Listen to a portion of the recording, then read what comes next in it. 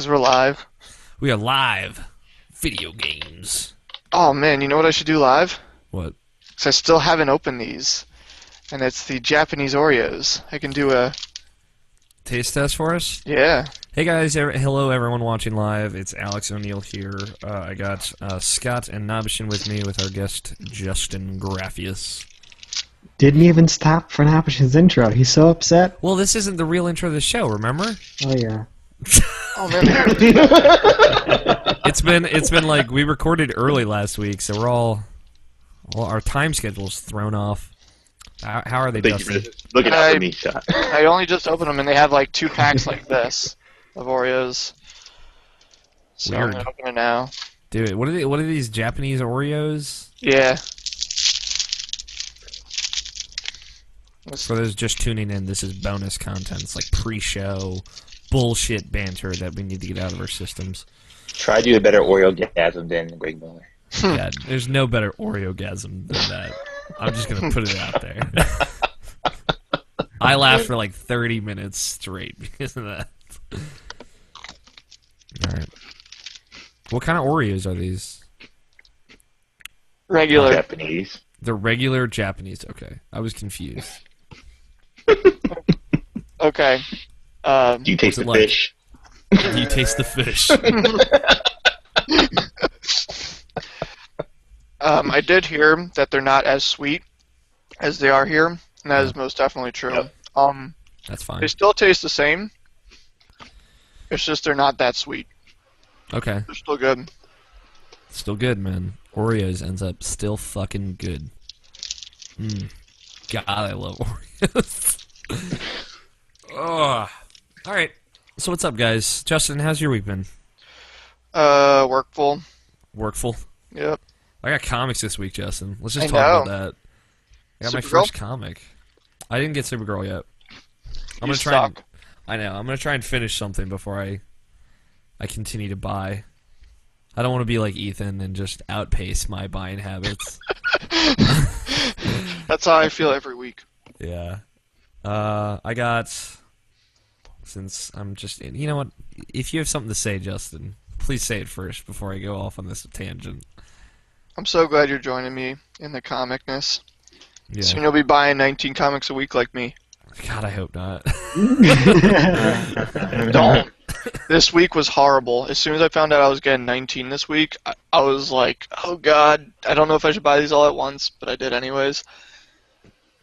Yeah, I've only bought trade paperbacks at this point. I might maintain that, unless I get like really into something. Yeah, the It's- only problem with that is, especially with DC, you're going to be waiting a long time Yeah, before you even get to where I am in the issues. yeah, Like months, not just like a month or 2 after the last issue. You'll be waiting for 6 or more months before you get a trade. yeah. That's what I was looking up times for that. Like the next Batman trade paperback doesn't even come out till October. I'm like, ugh. Yeah, the newest trade,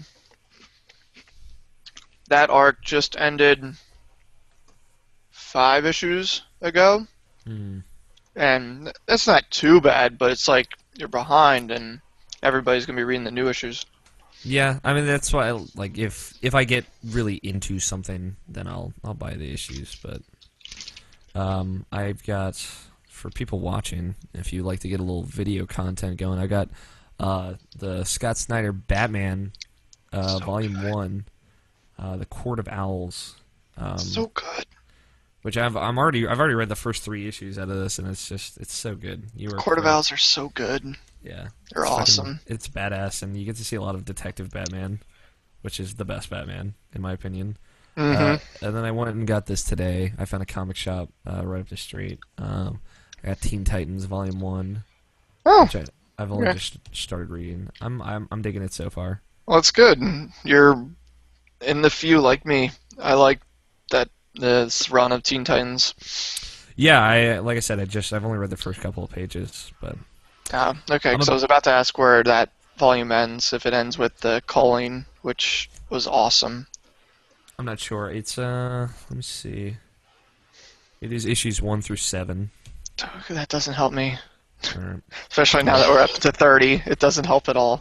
Yeah. I'm not good with issue numbers, but if you tell me the name of the arc, I'll probably most likely remember that. Yeah, but it's like Teen Titans led by Red Robin, and Red Robin's fucking awesome. Who is Tim Drake for all you unnerds?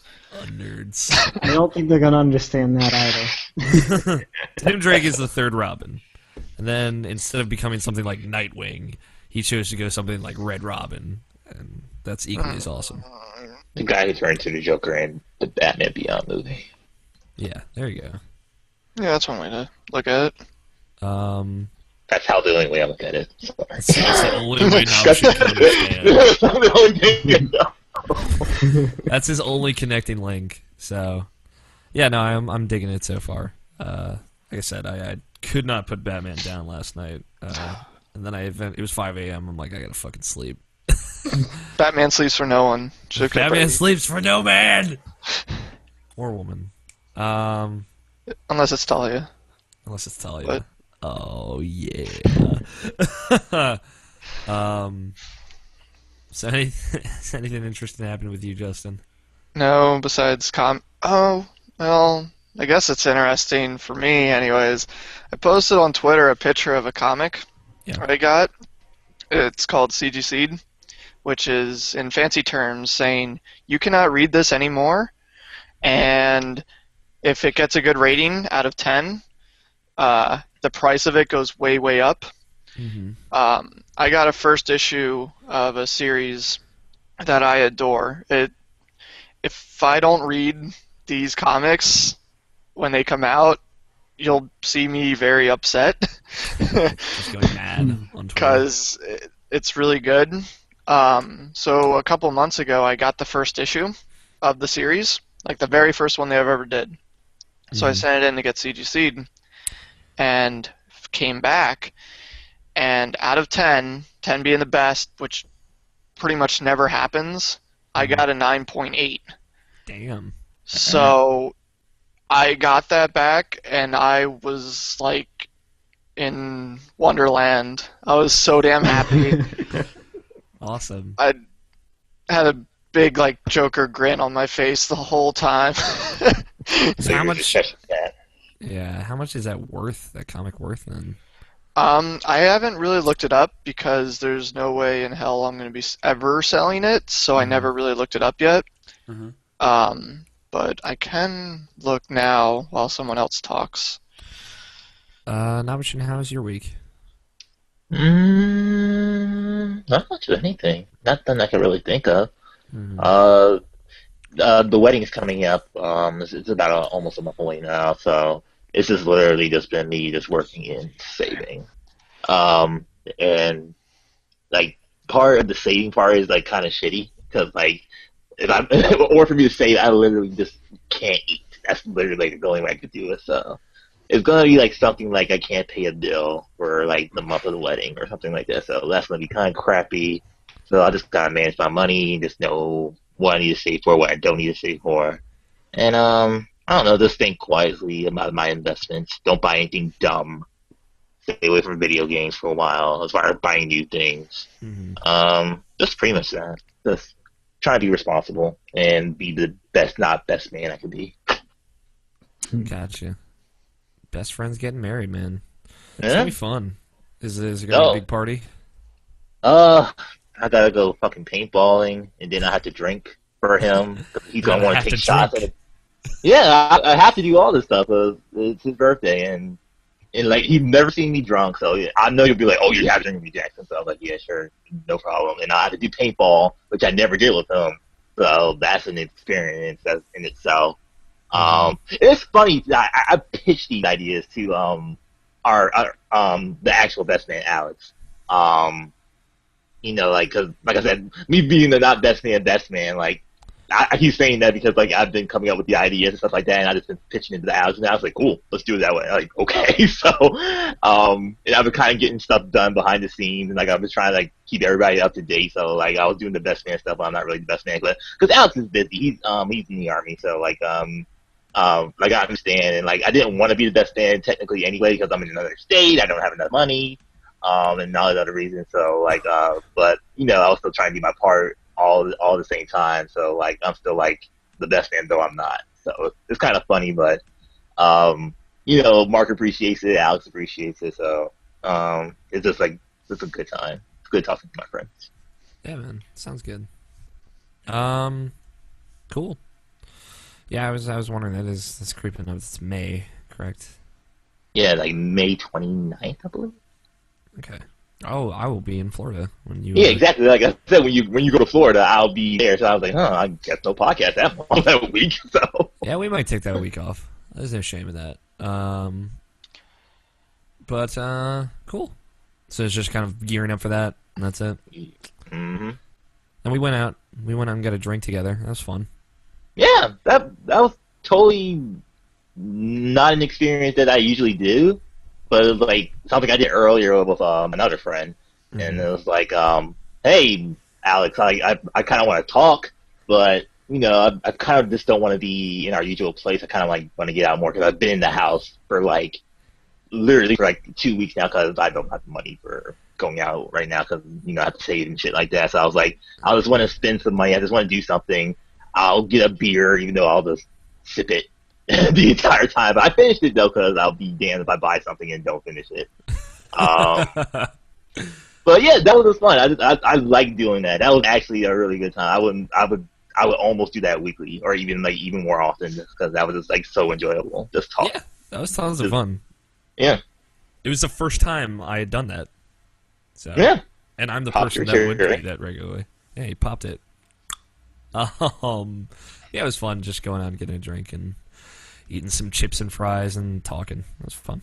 I felt so bad because like I want to eat and come with us too. So like maybe next time. He had plans anyway. So yeah. One day, one day we'll make it happen. In August, I guess. We'll I did not realize it was that far away. Like, yeah. God, that's crazy. Yeah, we'll talk about the Marvel Cinematic Universe for like 45 minutes or something. That's like half of mine and Ethan's conversations lately. It's just sit there and talk about comics way too much. Justin would get way into it. Oh my god, it would be an hour and a half if I joined. Yeah. Did you see that Batman Beyond thing I sent you? Yeah, I did. I watched it. Yeah. And it's DC's been doing like these weird short things for like 2 years now. I just now heard about this, and me too. This is like something Batman Beyond. Like, oh, I had to look it up, and I was like, oh, okay. And it's like the same stuff. Yeah, DC Nation stuff. That shirt. I don't know if you've seen it, Nobshin, that Ethan has of like Batgirl, Wonder Girl, and Supergirl. It's like one of those. It's like a little cartoony shirt that he has. It's Super Best Friend Time, I think, is what that miniseries is called. Yeah, that's what it is. And screw a shirt. I have the figures. Oh, I'm sure you do. Statues. I really like the art style for that, so I'm going to have to look that up at some point. Justin, did you find the value of that comic? Not the one I have exactly, because I don't think anybody's selling it. But from other versions of it, I could probably sell it for at least over $200. All right. Some straight cash flow right there. Yeah. All right, cool.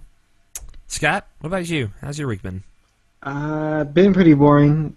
Didn't get out much. What was the opposite of my week? Yeah, I had plans, to try and do stuff, and they just fell through the floor. So I just sat inside and beat some games. Cool. I'm excited to hear about this. I went to Boston over the weekend for a little thing called PAX East 2014. So everything other than PAX East, what did you do in Boston? What's a PAX East? In Boston? What's a PAX East, right? Hung out with the writers mostly. We just kind of broed out. So I've been working with the writing team since September of last year. People know. And there's only been minor changes to the writing team since then. Like a nudist joined our team, and he's really cool. A nudist? A nudist. Not a nudist. Not a new fist. Not a new fist. Not a nudist. I was going to say. It's funny because he actually dropped this bomb on us. Like, that's not how you actually say his name, since it's a Spanish name. There's no real pronunciation for it in America. But his first grade teacher that's the only way she could pronounce his name. So he just kind of stuck with it. And he's like, I'm only going to say this once. And then he dropped like the actual Spanish pronunciation of the name. And he only said it once. You can't remember it, can you? And we couldn't. We tried to imitate it, but he just wouldn't confirm one way or the other whether it was right or not, and it just fucking bothered us for the whole weekend. But yeah, it was myself and Greg, obviously Gregory Blaney, who you've heard on the show, as well as 3 of the writers: Jacob Bryant, Zach Rupp, and Anuz Tejeda, and we were all crashing in a hotel room with Mr. Joseph Fate. Who we all know, of course. And, yeah, it was tons of fun. We just kind of broed out for the whole weekend. Got tons and tons of work done. On Thursday night, we went to this bar called the Tip Tap. And they just had the most incredible food. Some of the best food I've had, just ever. Like, they had this lamb burger that was just perfectly cooked. And boar meatballs. It was wonderful. They had this beer cheese sauce that was, oh man, I could have ate French fries in that sauce like all day. But one story I said, there's a few really good stories just kind of that happened around PAX that I said I've told people about. I told Nabishin about one of them. But there's one that I said I would share on the show because it's really funny and. It was something that made me feel good. So for the whole weekend, as the chauvinist pigs we all are, we made a code word anytime we saw someone we thought was hot, and we qualified it to PAX Strange. I don't know if you guys are familiar with like the old school way of using strange, but it means chasing some sexy ladies. So we would throw around PAX Strange all weekend, and we all actually ended up walking away with different PAX Strange stories. So mine, which I figured I'd tell you guys because I think you'd get a kick out of it.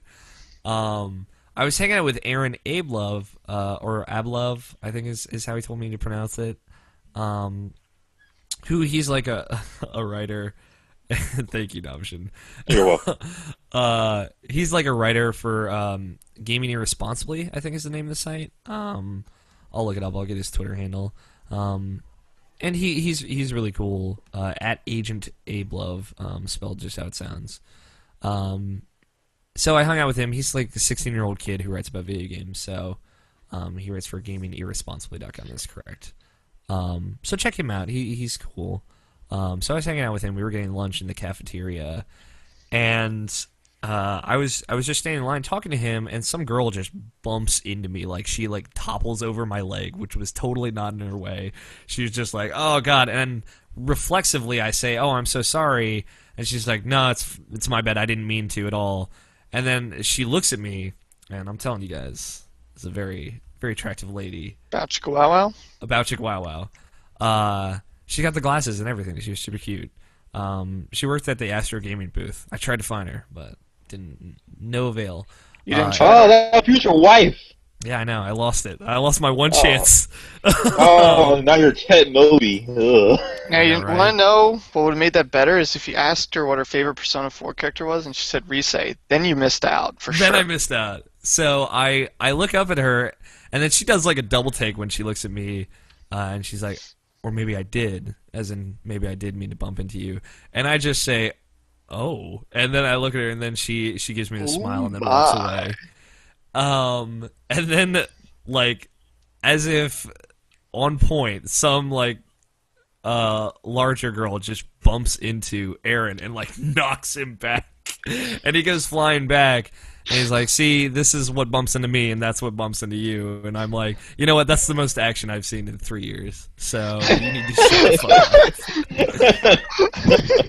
So that was my PAX Strange story. As simple as it was, it made my day. So, Aww. Too bad you're so responsible. I know. Too bad I wanted to get work done that weekend.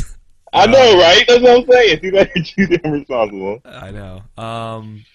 But it was fun. It was a fun weekend. Tons of great stories. If you see me ever in life, ask me about some of my stories. Because, like, I don't feel comfortable sharing some of them here because they're a little ridiculous. But I had a damn good time. I can tell you guys after the show if you're curious.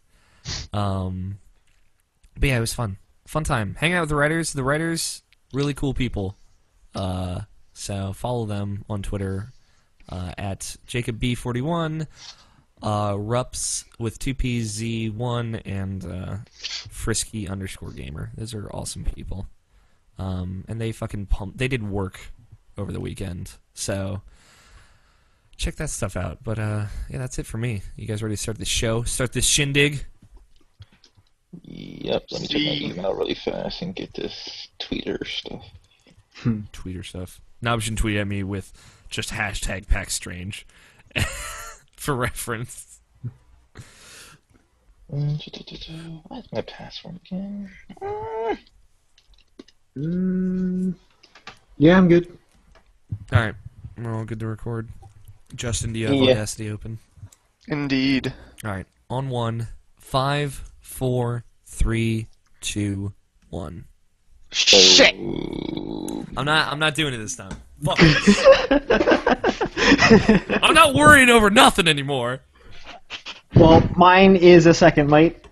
It always is, Scott. That should be fine. No, I'm talking about like I didn't hit it on 1. Like you said, it's a little bit late, but yeah, it'll be okay. Yeah, it'll be fine. I think mine's 0.504 seconds off. I think that might screw things up. That's Probably fucked me You up. can't tell. Craig, you can't tell.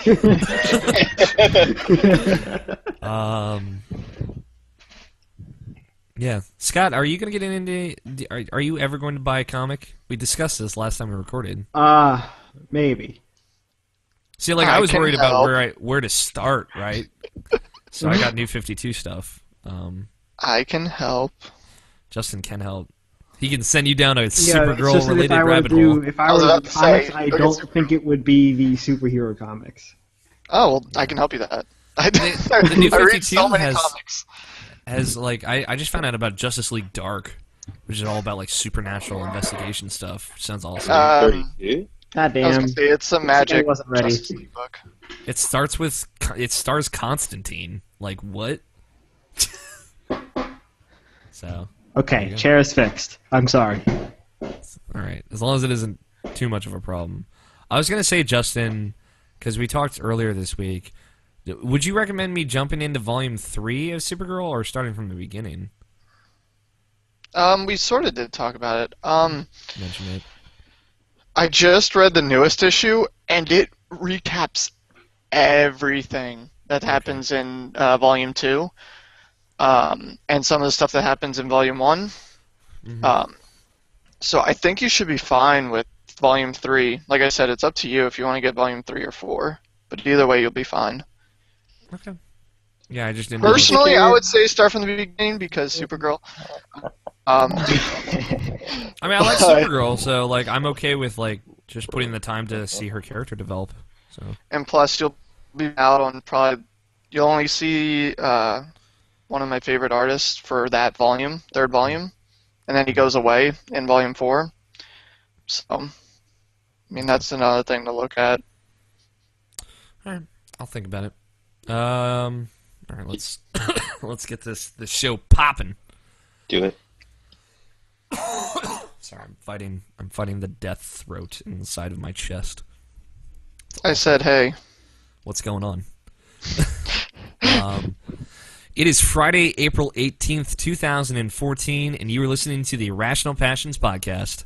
I am Alex O'Neill. I'm your host, and I will be taking you on a journey alongside with my, good friends. Scott Guthier is here. Scott, Yeah, I please. don't have an intro. Just Nobshin does. just Nobshin. Brian Nobshin Jackson is here. You idiot!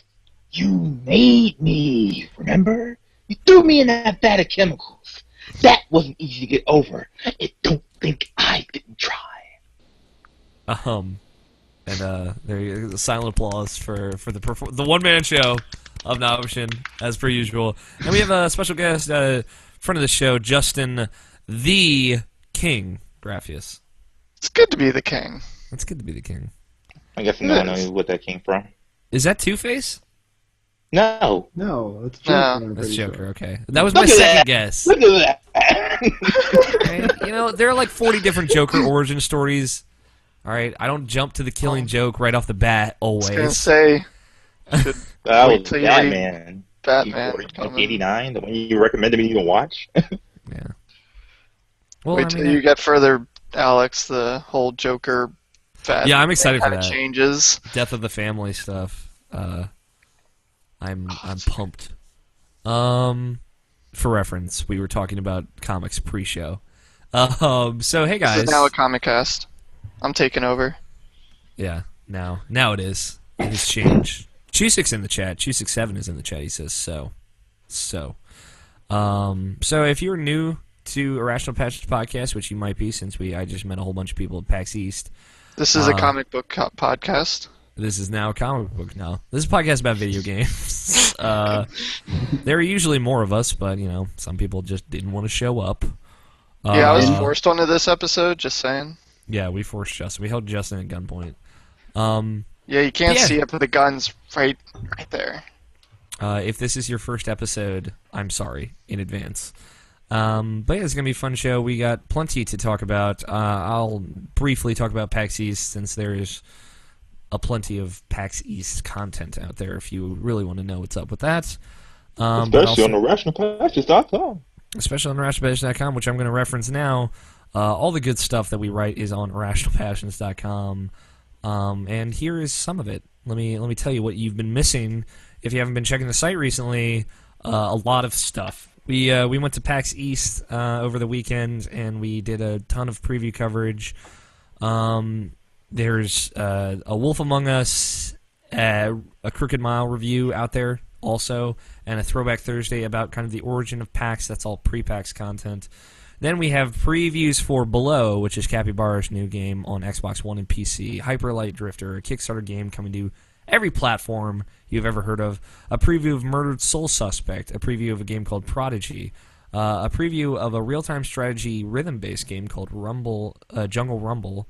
A preview of Sniper Elite 3. If you're one of those crazy people who like Sniper Elite, then we have a preview of it. 2 podcasts, one from PAX East Day 1 and one from PAX East Day 2, if you'd like to hear our thoughts coming right off the show floor. A preview of Secret Ponchos, which, if you remember, was one of the big games that Sony had on their E3 stage last year, one of the big indies. A preview of an Oculus Rift game called Darknet. A preview of a game called Fract. Some insight into Project Spark and kind of what it's all about. I sat down with the lead designer of Civilization Beyond Earth for 15 minutes and talked a good game about that. He was also the lead designer of XCOM Enemy Unknown, so keep that in mind. 3 of us got to play Evolve, and we all got to play different characters, so we wrote a 3-part preview on that. A review for the game Mobius, which is a point-and-click adventure that just came out, is done by our very own Niall Reynolds, so check that out. And there's still more PAX content coming. We have Evil Within preview, Enemy Starfighter preview, and a couple other previews that are coming up, and some general PAX impressions from people who have never been to the show before but really liked it and had a lot to say about it. So check those out as well. They will be out hopefully by the time you hear this in audio form. So there you go. If that is not enough PAX content for you, I don't know what is. But I figured since I have you guys here, is there anything specific you guys want to ask me about? Anything I saw or anything the team saw at PAX you guys want to know about? Well, seeing as you ran that by so fast that I couldn't exactly grasp at it, no. Most of it's on the site, like I said. Like, pretty much everything I saw is on the site, except for, like, I didn't write a preview for Dungeon Defenders 2 because it's just more Dungeon Defenders. But it has a 2 on the end. It has a 2 on the end. They changed a couple of mechanics, but I don't know. There's nothing I could write up into a lengthy preview for that. If, like, just generally the things that I came off that I thought were the hottest things, the things you needed to see at the show, were below, which is kind of like it's like Dark Souls and Zelda in one, and it looks like exactly the game I've always wanted to play. You should copyright that comparison. Yeah, I should have copyrighted that comparison, because apparently that's what everybody is saying. Even though I know my preview went up before some of theirs. But yeah, it's Dark Souls meets Zelda in like the absolute best way. It plays kind of like Dark Souls, it looks kind of like Zelda, but everything else is kind of meeting in the middle. It's really awesome. It's something you should probably look out for too, Scott. And Evolve is going to be really good, I think. If they're the new monsters that they haven't shown yet are going to be really as good and solid as the one they were showing at PAX, that game's probably going to be all right, I think. How many monsters are there supposed to be? They're not saying. They're saying there are more than one monsters, and there are more than 4 human characters. Okay. And you said you match. played as the monster, right? I played as the monster. How did it feel? Because every time I hear it, everybody's like, "It's really awesome," but It's good. Like it felt differently. it's a third person camera on the monster instead of a first person camera. Okay. It's the interface is pretty intuitive except for the button maps. Like you have all of your powers kind of like on this bar at the top right under your health and armor. And it was kind of confusing to know what power was mapped to what button, but maybe it's because I didn't really have time to acquaint myself with the system. But it kind of felt like a third-person action game, like a simple one, because you're just like this gigantic brute, just kind of crawling around on all floors, and. Like it was everything was really simple. Like you just mash the right trigger to start swinging your claws. There are buttons mapped to flame breath or throwing a rock, or you hold the left trigger and you can start climbing up walls. Not every wall, but most of them. It was it was very simple controls. It felt like it felt very weighty because you are a giant hulking monster. Excuse me. But it felt fine. Like I didn't think the controls were like super tight and amazing like a first-person shooter, but I thought they felt appropriate to playing a giant monster. And I won. I killed everyone. So I proved that you can totally still be viable. Cheat? Yeah, you can still totally cheat. No, you can still be viable as one thing fighting 4 people.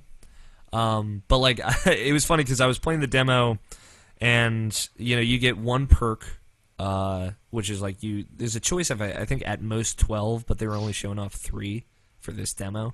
And the perk I chose is Eat Faster, because you consume like smaller enemies or like monsters around the map to evolve and gain levels, and there are 3 levels. So I was like, I'm just gonna maximize my mobility and my eating speed right from the get-go so I can evolve faster. And then I'll worry about, offense. So I got the charge up to level 2 and the leap up to level 3 right from the get-go, or level 2 as well from the get-go. And I picked the perk that lets you eat faster, and I got to level 2 within a minute and a half. And the guy who was like, I had a PR rep with me, just kind of giving me pointers. Was like, Jesus Christ, I think you might be the fastest person to get to level 2 all of today. And I'm like, that's right. And then it was kind of like a balancing act, just trying to stay away from the hunters. And then there's like this dome thing that they pop that's supposed to trap the monster in, but I got right outside the dome right when they dropped it. So then I just bolted. And I got to level 3 because they were trapped in the dome. And I wasn't sure if they were, so I was just eating everything in my sight as fast as I could. And then I got to level 3, and then everything fucking changed, and I just destroyed them. But yeah, How fast was this? What? How fast was this? I think the whole match was about 10 minutes, maybe a little longer. But I got to level 3 at about 5 to 6 minutes into the match, and then we kind of all met in this generator room. But there was like a moment where I feared for my life because all 4 of them were like all around me, surrounding me, and I was like, oh shit, because I couldn't do anything to any of them because they just kept shooting me or harpooning me or whatever abilities everyone has. So I like kind of led them into a corridor so they would come at me one by one, and I just fucking smashed through them. It was awesome. So you still need to be creative as the monster, but the like kind of the difficulty scaling, I thought, for the monster to get stronger and the players to get weaker, or just kind of just not be as strong by the end of the match, I thought that felt good. So I liked it. I liked it quite a bit. Is there a release date yet? It is coming this fall to Xbox One, PS4, and PC, but I did not see a date, and I was not told a date. I imagine we will know a day soon, though. But that game seems pretty solid right now. They were showing off like a full map, full set of human players and the monster. So, and I don't know how much there will be to that game, but I hope there's a lot. And it seemed pretty well put together. Anything else? Any other questions? And you said Below was your game of the show, right? Below is my game of the show, yeah. Okay. It's just Any game that kind of disappointed you? disappointed me. No, I mean I didn't get to play a lot. Or didn't meet your expectations, I guess you're saying? Let me think. No, really. Like I saw mostly indie stuff. Like Evolve was kind of the only big thing I saw. But you basically saw stuff that you didn't know about, so... Yeah, a lot of I'm stuff guessing. I didn't know about. Like right. Darknet. I got to use an Oculus Rift for the first time. I used the dev kit one. It was fucking dope. Like it was really cool. I mean, like what else do you want me to say? do I believe in it? I don't know. I'm just saying. Can you see a VR MMORPG coming anytime soon?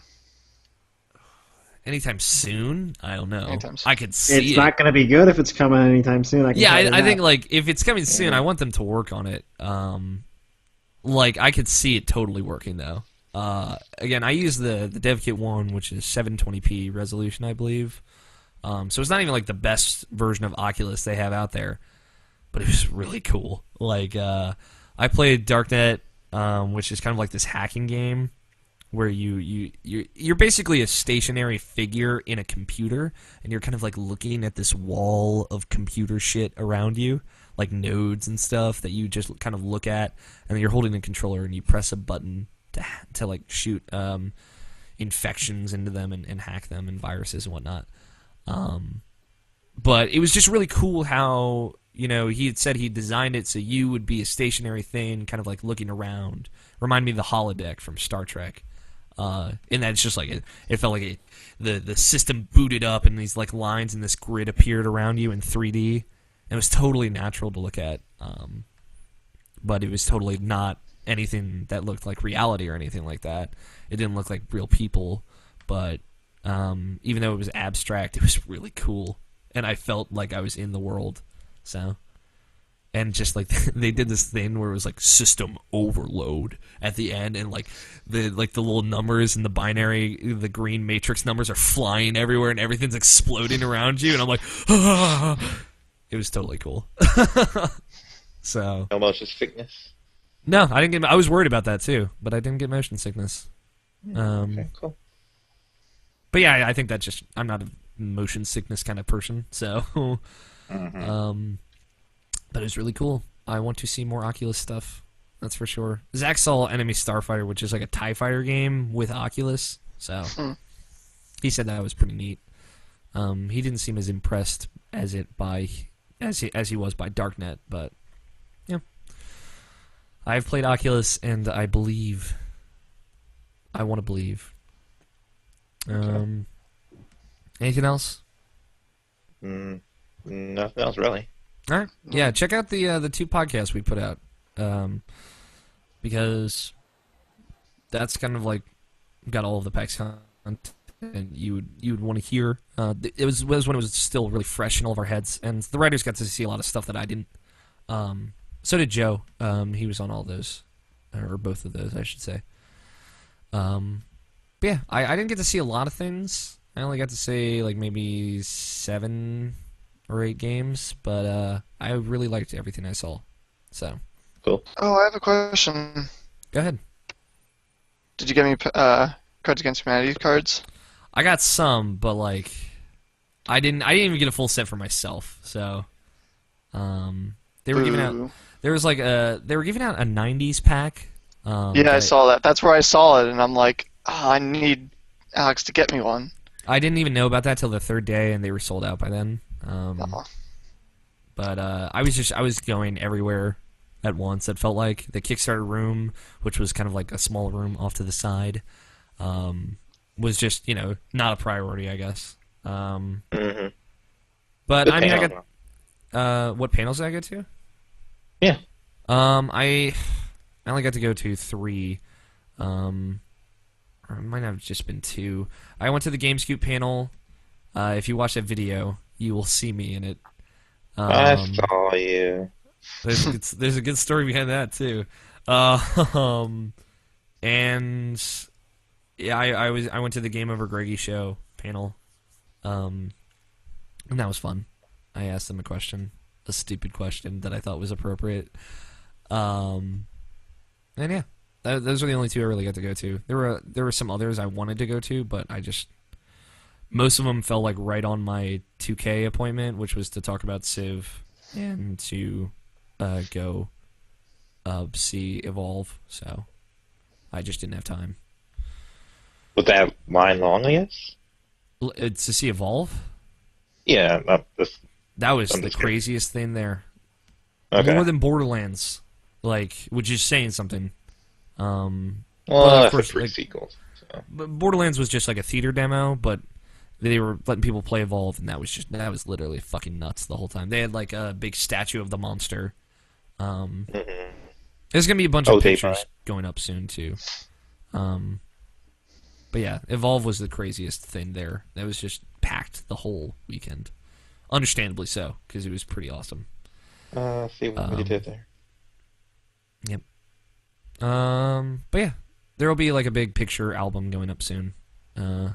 Anudis was taking pictures the whole weekend. We have to go through and kind of curate those, but it'll be good stuff. Well, plenty of cosplay for you to look at, Justin. Yay! I saw an awesome Bayonetta cosplay that I tweeted at Nabashin, and she was totally Yep. nice. She was like Not super. that, like that Risei girl. Unlike that Risei girl, to be fair, she looked like she was having a horrible fucking day. But she was like really excited when. Yeah, she was really excited when because we were on the giant bomb line, and she was really excited when people were coming to ask and take pictures of her or with her. I was gonna say that's always a. It's funny. I don't think any of you cosplayed, but whenever someone asks someone to get their picture, no matter what's wrong or anything, just asking to get a picture taken of them makes them feel 10 times better. Because then people are like, hey, we know you, who you're cosplaying. It's really awesome. We want a picture with you or just of you. It just makes everybody feel better because I know that feeling. Yeah, I high-fived Yu Narukami Nice. when I was leaving the bathroom. He was like, he was hanging out. I'm like, dude, that's awesome. And then we high-fived. Yeah. But yeah, like she just looked like she was looking for somebody and was getting frustrated because she couldn't find them. That's all. Mm-hmm. But like a bunch of people in the giant bomb line were like, "Oh my god, it's Risei," and she got really happy about that. So, yeah, that's it. I saw Chie take a picture with Jeff Grossman, and that was awesome. Yeah, I saw that picture. And yeah, let's talk about some other video games. It's your persona of the week, by the way. There's your Persona of the week. Hashtag Persona 5 is coming. Justin, man, what's up? What have you been playing, man? I've been playing a lot of new stuff. I'll start with the one where I'm making Starby. Okay. Called Conception 2, which just Uh. came out. We've been talking about the Star Babbies. And oh my god, it is awesome and funny. It is pretty I funny. love making star babies. All the babies that they can handle. They can make all the babies. They can make infinite babies, pretty much. Yeah. Pump those bitches out. It's ridiculous. But the story there is interesting. The combat I was not expecting because I've been trying to avoid everything about this game until it came out. Mm-hmm. So then when I got into my first battle, I'm like, this is really different, but good. A good different. Because how the combat works is you're surrounding one enemy, Yeah. and then you can choose where you want to attack them from, like their front or their back. And depending on where you attack, that's their weak spot, so you'll do more damage that way.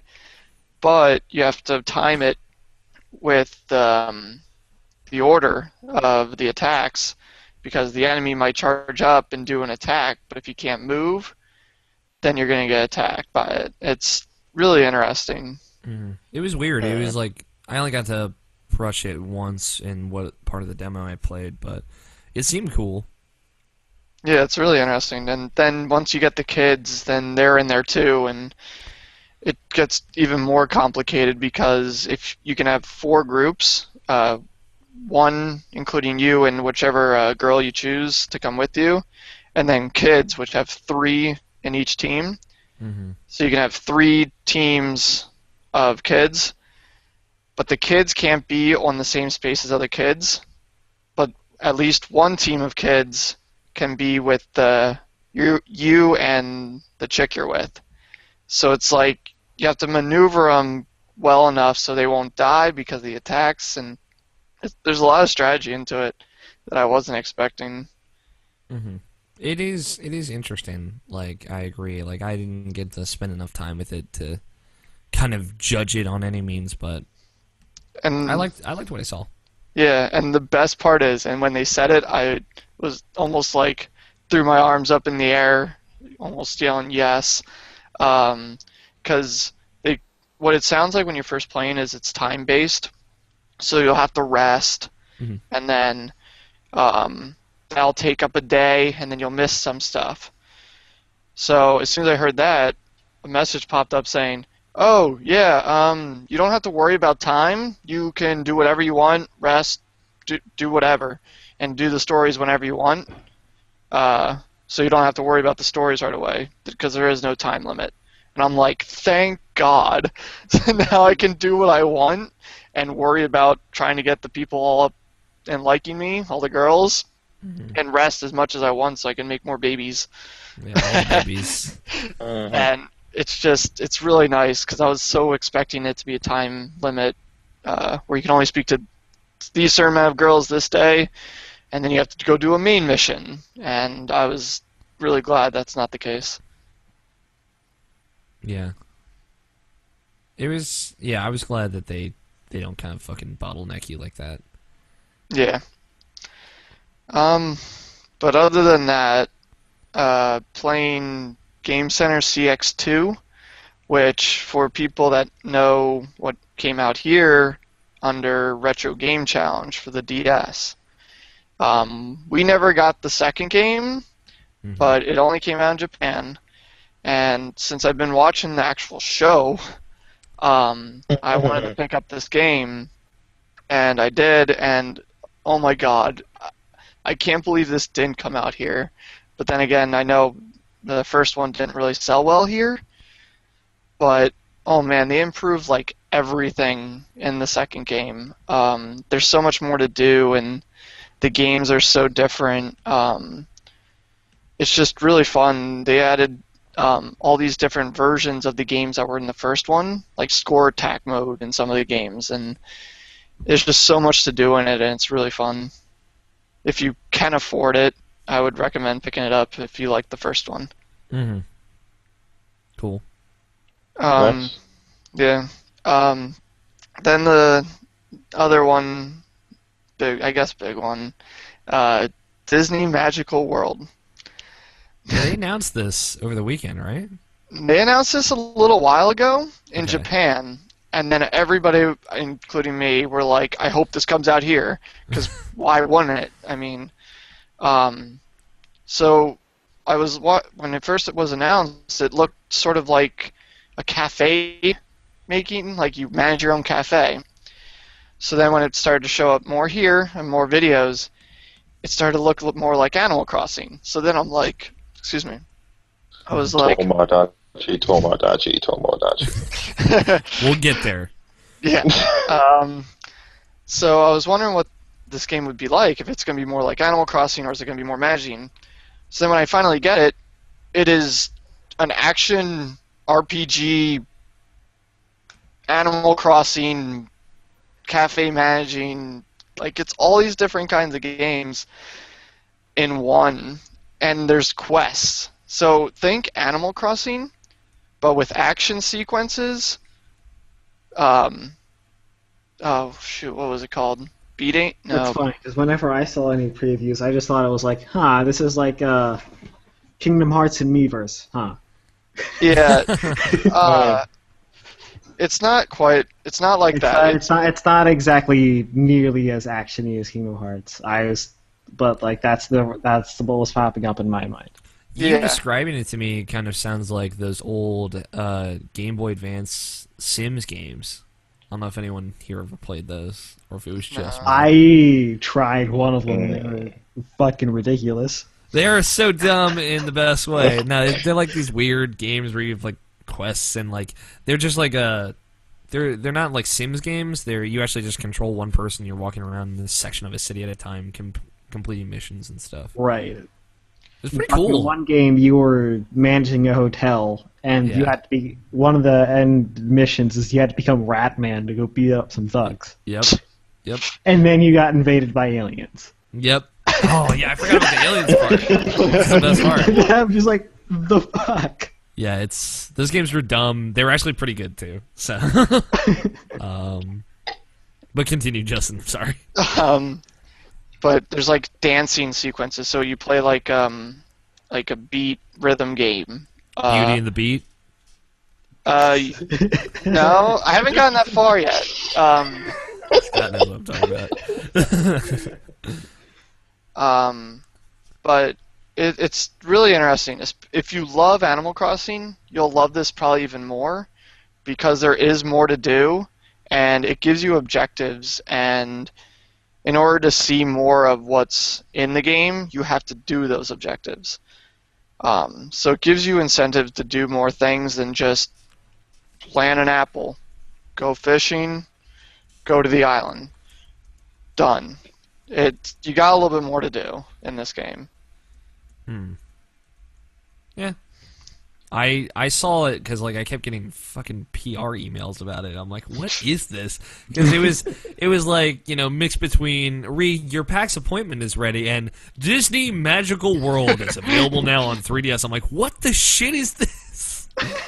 So that is pretty much all I knew about the game. But then the last game, which I'm gonna say it now, it's probably gonna be my game of the year. Really? And that's Danganronpa. Danganronpa. This game is so damn good. There's so many characters, and you get attached to them so fast because of what's going on in the story, and just everything about it. There's just some kind of magical aura about it that just hooked me. As soon as I was done beating it, I went on Hulu and watched the anime, like in one sitting. And they announced today that the sequel's coming to? In September? Yeah, it was earlier this week when they announced the second one coming out in like September, and I'm like, September. Oh god, now it's gonna be the first one and the second one in my top three games of the year, and I'm like, that's not good. So, you should have spread this out a little bit more. So, like, here's how it was described to me, and I've heard, like, literally nothing but good things about this. It's a visual novel, right? Yeah. I've heard it was like, hey, what if, like, Teddy kidnapped all the characters from Persona 4 and then just started killing them? And I said, that sounds awful, but really interesting. Okay. Well, Teddy's not doing the killing. It's think all the Persona 4 cast together and someone telling him, you cannot leave the TV world until you kill someone and get away with it. Okay. That's what it's like. because the story wise and the social aspect is like Persona. Then you got the trial parts, which is like Phoenix Wright, and then mix those two together and you got Danganronpa. It's so much fun. And usually when I say that, when I say Persona 4 and Phoenix Wright, most of the people play both of those, and they're like, all right, I have to really play this now. It's so good, and I can't wait for the second one this in September. Yeah, that sounds like really cool. I'm thinking like I have $40 in PSN monies. Do it. Sounds like a game of Mafia I can get behind. Yeah, right. I might be able to get into this one. It's really good, story-wise and character-wise. Do it. All right, yeah. If like the characters are there, then I will definitely get into it. And you're talking about Phoenix Wright, and you're speaking my language. Then you must go get it. Okay. Someday. So you get that DS one, did you? Yeah. There you go. I can get it digitally and just have it downloaded by the end of the podcast. Maybe I'll think about that during the break. What else, Justin?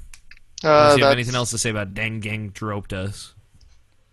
No, that's everything. All right. Scotty, what about you? What have you been playing? Let's see. I did finish Dark Souls. Woo! That final boss is a bit of a letdown. I'm gonna tell you. Like the final boss is pretty easy. Yeah. Like she has like a lot of really powerful attacks, but they're all kind of easy to avoid. Right. I figured you'd agree with me on that one, but that dragon though, did you fight him? Not yet. Okay. I'm gonna do it. Yeah. There's no reason not to. He doesn't do anything. So He's there for you to fight. Well, I mean, he gives you that item that you need, but And then he doesn't say anything. then he doesn't say anything. I was thinking at least he would be like the Dragon Covenant, but no. No, he somebody doesn't else. do anything. Yeah, he just wants you to kill him. Right. He's asking for it. It's like those guys who just sit down in the forest or just like, I'm here, you gonna fight me? You want to fight about it? Maybe later. Maybe. But yeah, it was a cool dragon though. So, yeah, after that I put the game down to go to Infamous Second Son. Well, what did you think of Dark Souls? I'm curious, just like total overall thoughts. Still my game of the year. So your game of the year. You think it's better than Dark Souls 1? Oh yeah. Yeah. Okay. Oh yeah. I agree. It's a damn.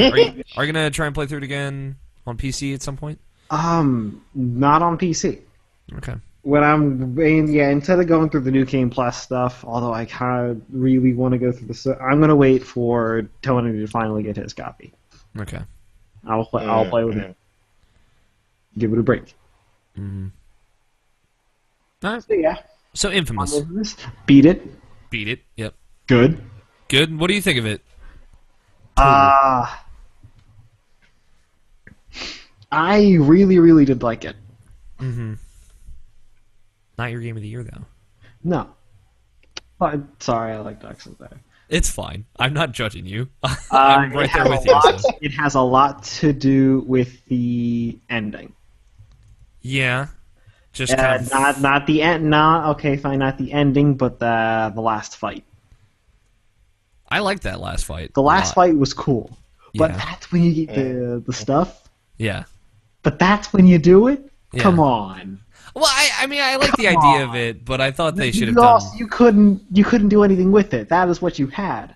Yeah. It didn't matter if you went ahead and collected all the shards beforehand. It didn't matter if you just fucking played the game as a weak piece of shit. Yeah.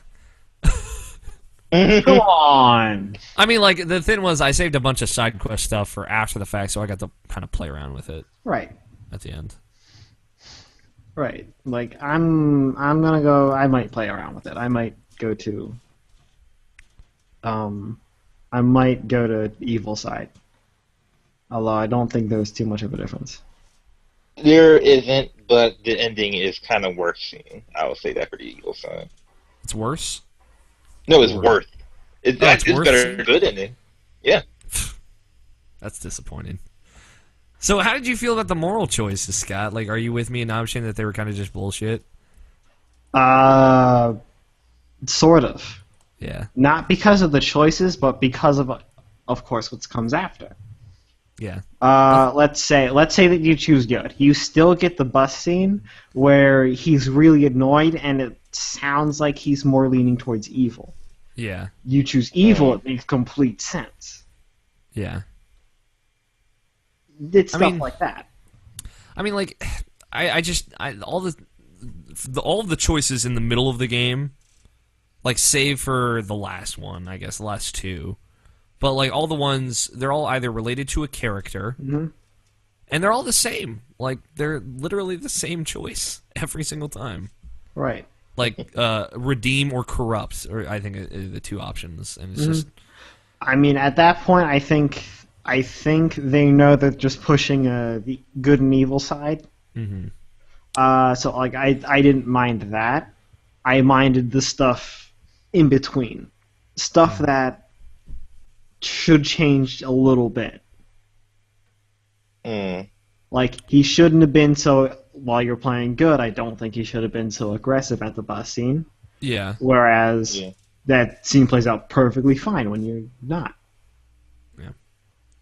Yeah, no. Stuff like that. I agree. It's a lot of it, you know. Like, I understand the purpose of you want to be a supervillain or a superhero. That makes sense. But it just seems like it doesn't really make a difference with the way they structure that game. They can have it so there are moral choices where it does make a difference, like in Infamous 2, I think. But, yeah. They have to make the two paths different. Way different. Like in Infamous 2, where you get different powers depending on which path you go down. So. And slightly different missions. And different missions, yeah. Or I don't even think slightly, like completely different missions. I would have to replay it. Yeah. I don't remember. Yeah. I recently played through Infamous 2 Evil, so that's why that's fresh in my mind. Okay. Because that ending, man, fuck that ending. Oh, so good. And I Fuck that wanted evil to ending. get started on The Last of Us, but then update and then I forgot. Yeah. So anything else? Yeah, Diablo 3. Did you play more Reaper of Souls? I don't have it. Okay, just more Diablo Trace. Yeah. Triablo. Have you just been playing with Tony? Or? You've been playing with Will and Tony. Okay. Still not digging it? Not really. Why do you keep playing it then? They asked me to play it. I'm like, you know what? Whatever. I don't have much better to do. And it's I true don't because have I don't. much better to do. I don't know. I think Will would be all for you playing The Last of Us. So. Yeah, I'm also gonna steal Bravely Default from him. Smart man. Okay. That is smart. Yeah, and then I'm gonna buy. I want to play it. Then I don't know. You're gonna buy Danganronpa. I got two things for the DS that are now on the list for buying. That's the Disney whatever, because now I'm really curious. Disney Magic World. Whatever. Please buy that. I love that game. Yeah. And then the Mario and Luigi game. I forget that too. Oh, Dream Team? Dream Team, yeah. Yeah, Dream Team. It's really good. Yeah, Dude, now you Dreamy know I'm a little Luigi. close. Now you know Dreamy I'm a little close. Luigi. Best name of 2013. Fuck Nobishin. He can think Fuck it's you. dumb all day. Yeah, because I'm right. So good, man. Whatever. Haters gonna hate. Maybe the hater's gonna hate. Exactly. That's it, Scotty. Yeah. All right. Nobishin, lay it down. Lay down the law. Nothing really new. That's pretty much just more Mercenary Kings. God, I'm like Lieutenant Colonel now, so I got like maybe 2 more ranks and I'll beat the game. Yeah. I'm like almost 30 hours into it. I don't know. Apparently, It's the getting to the highest rank in Mercenary Kings is one of the rarest trophies on PlayStation Network. Fun fact. IGN did that weird article recently, so. Yeah, I saw that. Like 0% for like getting the platinum, I think. Yeah. Or maybe, yeah. Mm. You'll Yeah, you'll be the first. I have no desire. No, I have no desire to get that platinum Yeah. because like you had to do speed run through the entire levels, and like, nah, I don't really want to do that. But it's just like this is a good, it's a fun game. Jacob, sorry, I got Yeah. distracted. Um, um, but yeah, I've been playing Mercenary Kings. That's so fun. Um, I played more Infamous Second Son because of that paper trail DLC. I don't know if any of you guys know about that. I started it. Yeah, I started the first mission. Yeah, yeah, it's somewhat interesting. Yeah, it's somewhat boring at the exact same time because it's like everything it requires you pretty much to have a laptop with you the entire time. Yep. Because what you do, like you do like one side missions, like you find clues, and when you find those clues, you have to like go to like a certain point, a certain like mission marker to get uploaded to this website. So you have to actually go onto your laptop, look at all your clues on this website, and just pretty much go to different websites that Sucker Punch made to like just find out the clues and like just pretty much be your own detective yourself. Which is kind of a weird thing because like it never really indicated that like one that Delson is like really like some kind of detective smart man finding this shit out type of person. Number one, and two, this is just so much it's so unnecessary. But like I kind of want to do it anyway because like they put a lot of work into it, and I see that they did. Yeah. It's like it's pretty much just like please don't sell our game anytime soon. And I understand that, and that's I don't know why, but like. It's interesting and it's cool, but like it's just so time consuming and it's like you barely even have any combat missions with it. It's literally just solving these clues and like so I can it's put it in a more interesting way, or maybe I didn't have to keep going back to my laptop into the game, just putting my game on pause, let my controller die while I like go on this website for 20 minutes just to try to figure out this clue. Maybe it would be better, but it just seems like a big waste of time, honestly. It's not all that compelling. Yeah, but I mean, it seems anyway, cool, like a cool idea. Yeah, I'm on. At best. Yeah, I'm on part 4, so like I'm putting time into it, and like I don't know, like maybe in the end, like if I get the paper power in the end, maybe it'll be worth it. But like I don't know, I doubt it, and two, like I beat the game, so there's nothing left. So like unless they put out new DLC, so. I don't know. Like I had this concrete power already powered up all the way, and I barely used it. And like that's kind of why I wanted the Paper Trail DLC because like I could finally use this concrete power for something else. Because I did all the missions before I beat the game, and I was like, oh, okay, well, never mind. Because there's no like zero combat section in this entire thing, so I don't know. I mean, there's the instant stuff that they do, but that stuff isn't that great. No. I mean, it's more of the combat, which is fun, but past that, it's nothing interesting, really. Yeah. But, yeah, that's that. Did a little more SteamWorld Dig. Pretty much at the end of the game with that, I'm just trying to, like, do a little cleanup, like, get all the materials I can before I, like, actually go to the last area and beat the game. Mm-hmm. I don't know. It's a good time waster. I still like that game a lot. Yep. And, yeah, and just a little bit more Wonderful 101 when I got it back from you. I just played it for like a good 20 minutes again. Like, oh yeah, I still like this game. And yeah, that's pretty much all. That's all I've been playing. Cool. As for myself, I didn't do anything. I played stuff at PAX, obviously. There are other podcasts where you can go hear about that. I was thinking this week, like, hey, I want to get into Castlevania, but I don't know what to do in that regard. I don't know anything about Castlevania, and apparently Lords of Shadows 2 is not the place to start. What's the drive? I love Metroid games, right? And the genre Metroidvania has two components to it, Metroid and Castlevania. And I feel like I would totally be able to get into a Castlevania game if I just took the time to sit down and get into it. So I was like, let me pick up a Castlevania game. So why not start with what a lot of people tell me is the best? I'm not saying that's the definitive answer. But I picked up Symphony of the Night, on the PlayStation Network, the PlayStation 1 Classic, because I can play it on my Vita. And I started playing that. And it's pretty cool. I've played like 15-minute chunks of the DS Castlevanias before, because my mom got into those at some point, and I had to help her get through bosses. But yeah, I just never spent the time with one, and I'm about an hour into Symphony of the Night, and it's really cool. I really, really like the art style, and the voice acting is horrible. It's so it is so great. Like, I might have to stream some of it just so I can just put my live reactions to the voice acting out there, because it is so bad. But like in the best way. If you do that though, you have to get like a champagne glass and just throw it in the ground for totally. no reason. Oh my god. That intro scene is amazing.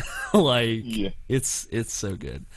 But I've been digging it so far, which is good because, man, Castlevania, a big franchise, and with that the guy who kind of coined Metroidvania, kind of going off to do his own thing, maybe he'll be making a game I might be interested in if I play some of these.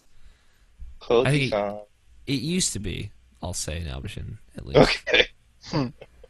But it's I guess it's definitely lost some of the luster, but I like what I'm playing, so I will continue to play Symphony of the Night. Silver PR in the YouTube comments asks, anyone capitalize on this week's 99-cent flash sale on PSN? I got most of those games silver, so no. But if anybody who doesn't have Tokyo Jungle, you should get that for 99¢. It's a good game for what it is. It's kind of not my thing, but I still really liked what it was. Yeah. And I think Chusik asked you, Justin. He said fave character, and I think he's talking about Danganronpa. For reference, people, I know I'm saying it wrong. I'm doing it on purpose. I don't know if I should say because it could spoil things. If you're going to be playing it, I don't want to say. I will be playing it. I've decided. You won't remember, dude. I won't remember, but I can take off my headphones for a moment. Alright, then do that. Okay. You're good. Alright, favorite character is Junko Enoshima. She is amazing. Amazing. I literally have her as a background on my phone. So there you go. Alright. So there you go, Chusik, I guess. Hopefully that's what you're asking. Hopefully. As for me, other games I played, I got back into Alundra again. For people unfamiliar, Alundra is a PlayStation 1 game. That was so hard to get into. I'm sorry. Have you played it, Scott? I tried it. It's so hard to get into. It is very difficult to get in. It is old too. By today's standards, it's like I died and I lost an hour and a half of progress, and I realized why. I just haven't played that game in a long time. I love it. It's one of my favorite games ever. It's a Zelda game on PS1, basically, and it's really cool. Like, it's a Zelda game, but it uses its own format, basically. It's still kind of, you're going from dungeon to dungeon, collecting these 7 crests that you need to get to the final dungeon and fight the final boss. That kind of idea, transcending the overall game, but sometimes you'll do a dungeon, but instead of like getting an item and then using it to get through the dungeon, you'll just get like 3 major items at the end of the dungeon or something like that. Like the sand castle, the desert castle, which I just did. Like, you get to the end and you get the sword, which is like an upgrade from the dagger. It's stronger and has a charge attack. You get the long boots, which lets you freely walk through sand and jump as high as you can in sand.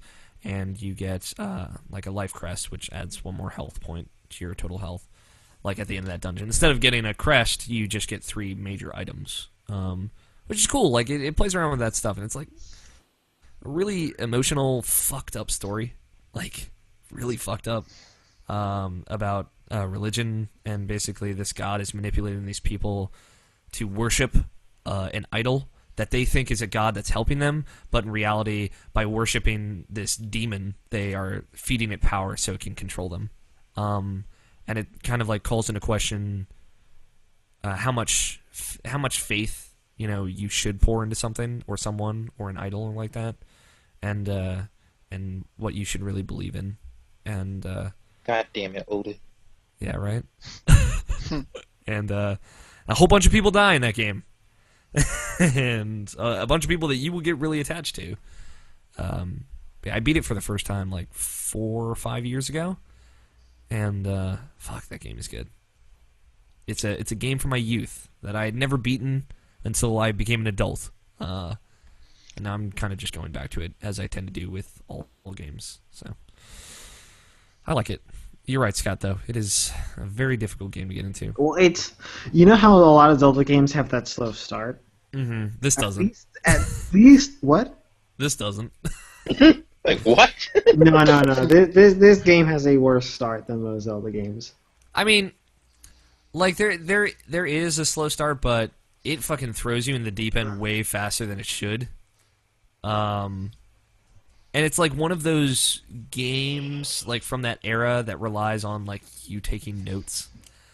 Like there are a lot of puzzles where you have to activate certain things in a certain order, and the order you get from like a sign or a person like 4 rooms back.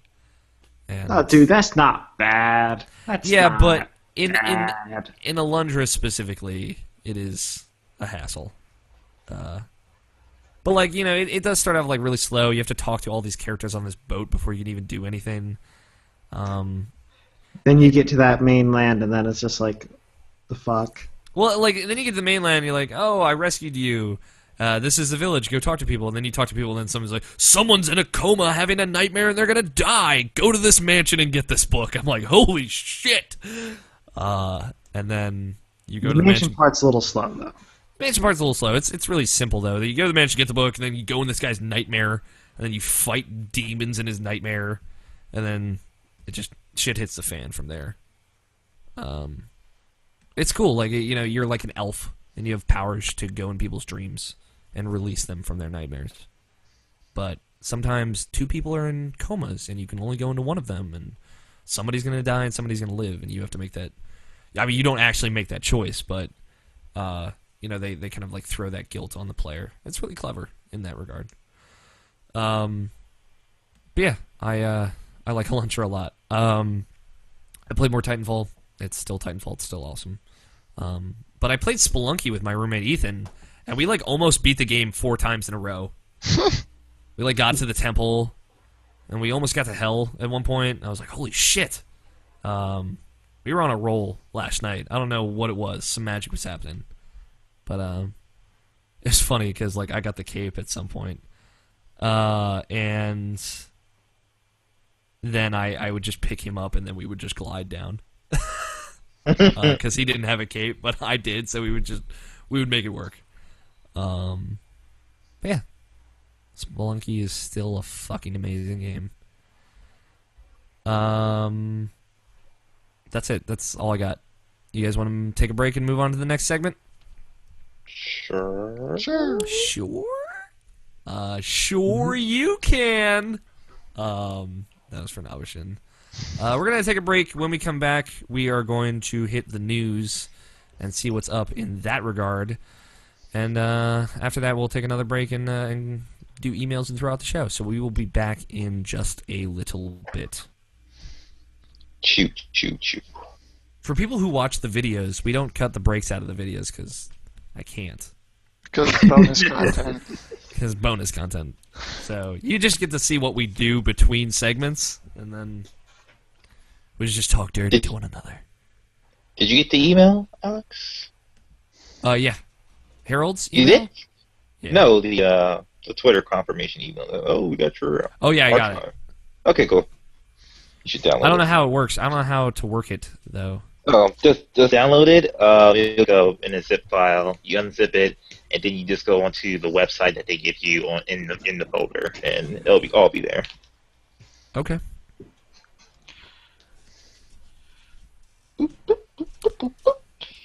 Alright, I'm finally gonna eat them. Okay. More Japanese candy. Okay. Chocolate-covered squid.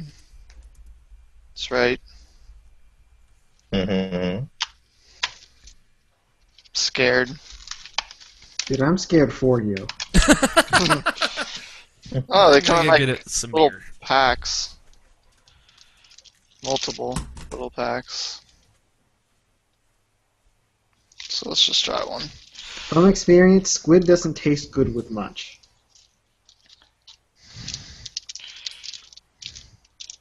Thoughts? More bonus content. What the hell? What? I don't know. There's some chocolate covered squid. Baby's poop.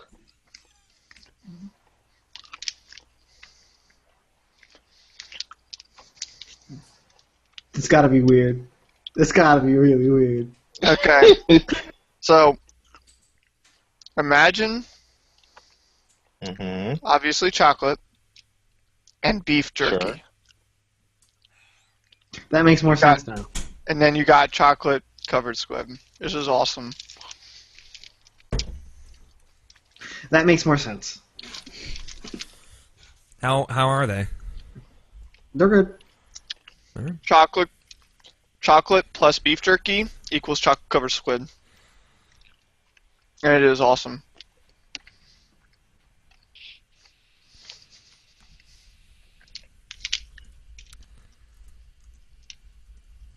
Do you have a corner store, Justin, that just sells you this stuff, or you just go online and get your stuff? J-list. Okay. I've been wanting to buy it for a while, so I just bought a shit ton of Japanese candy. Is it like random every week or something for you? Mm-mm.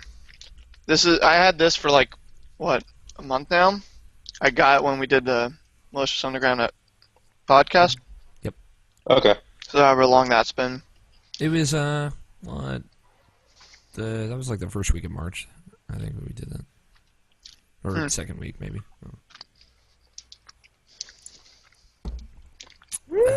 But yeah, I'm trying to savor it. This one was one of the ones I really wanted to save for last, but I couldn't hold it in anymore. I really wanted to try it.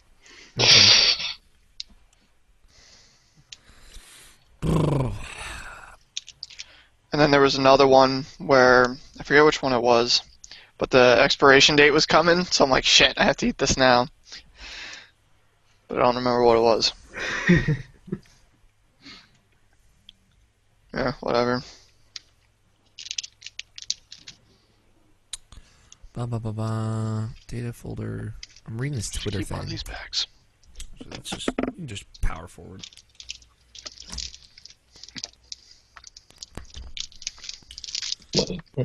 You. How many packs did they give? Oh man, you get 5. That's awesome. All right.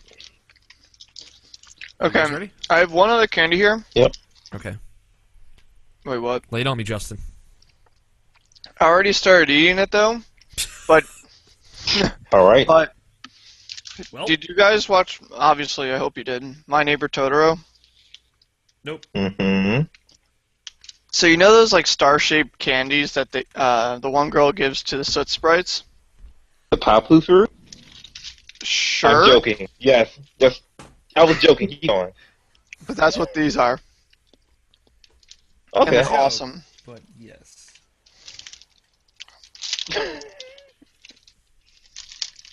Here. Use my business card as a bookmark for this Teen Titans. So I remember. Where I Oh, was. that is it. Cool. Yeah, they're really good.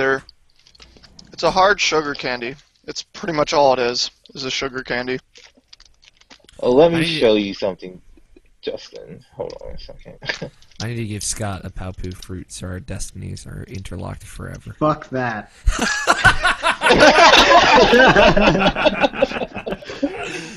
Don't worry, Alex. Bumper. That was exactly the reaction I wanted, Scott.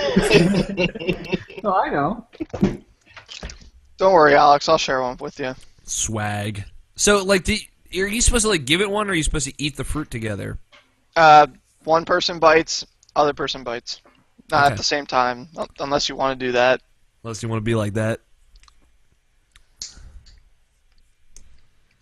Justin, I don't know if I've told you, but me and Ethan's we're gonna get friendship tattoos. As I know, hold off on your giggles, but they're gonna be wayfinders. Wayfinder. Oh I man, want to wait for it. who's getting aquas? See, we're gonna make our own for each other. Okay. So I was thinking about that. Is getting one right on the right here of the wayfinder, but it's never gonna happen yeah, because one, it's a tattoo right on my hand, and yeah, that'll do it. but I keep thinking of wanting to get an unversed symbol right on my shoulder, but I don't know if I'm ever gonna do a that either. heartless symbol right across your chest. Screw heartless. That would be awesome. Actually, that's a really cool idea. It would be. Scott. And then all I would need to do is start cosplaying Ansem, and I'll be good. Just Have- be like, I got the tattoo. nobody symbol across my chest because I'm a nobody. I'm nobody, Just be guys. one of those and be like, shut up. Don't be And then that you get guy. all the girls. And then you get all the girls. That's the fucking cosmic irony. Or you could just cosplay as Roxas and then you get all the girls anyway, so. I think they're more into Rika. shit, Sax. Syx, really? I'm just Axel. Duh, I'm Yeah. retarded. Axel. Oh, rword.org. Watch the R word, my friend. Wow, that's okay. I caught it. No, .org. Just .org. That threw me. I don't know why I said .org.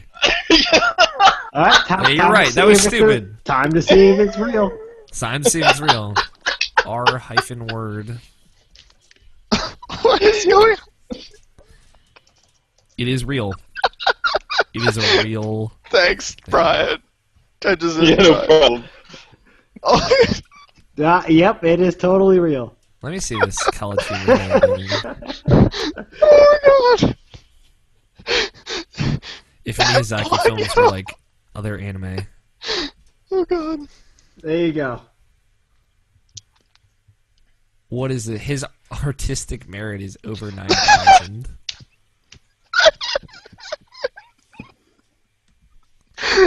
Wow, that's really exciting. Oh my god.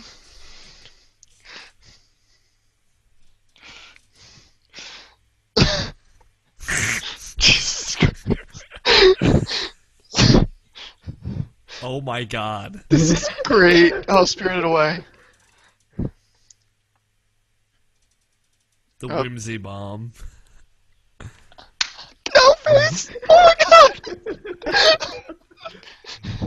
Oh my god! I'm sorry, but I sent them a link I found yesterday. Oh my god! No, Spirited Away! Oh god, Princess Mononoke. Why has Greg not seen this? Oh no. I saw it yesterday. My friend Kate, she's a really big Miyazaki fan. So I said that her immediately when I found it, and I didn't think about anybody else. Oh my god, Spirit! Oh, this is so great! This is incredible. Oh my god! That was awesome. Oh my god. Thanks. That Yeah, made me no feel problem. 100 times better. Magical Princess Volcano of Love. I know!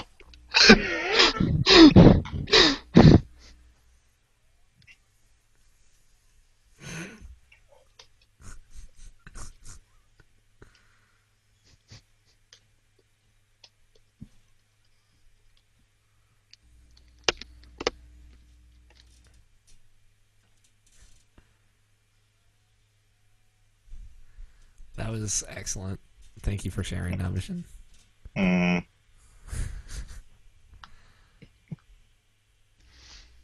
Check the mail sack, Alex. I saw it. I got Harold's email, I got Jarrett's email. I got all the Eric's email. Alright, let's do this. Great young.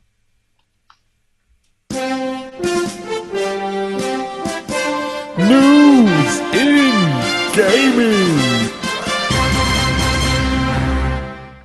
Let's let's talk about some news, guys. All right, Nabishin.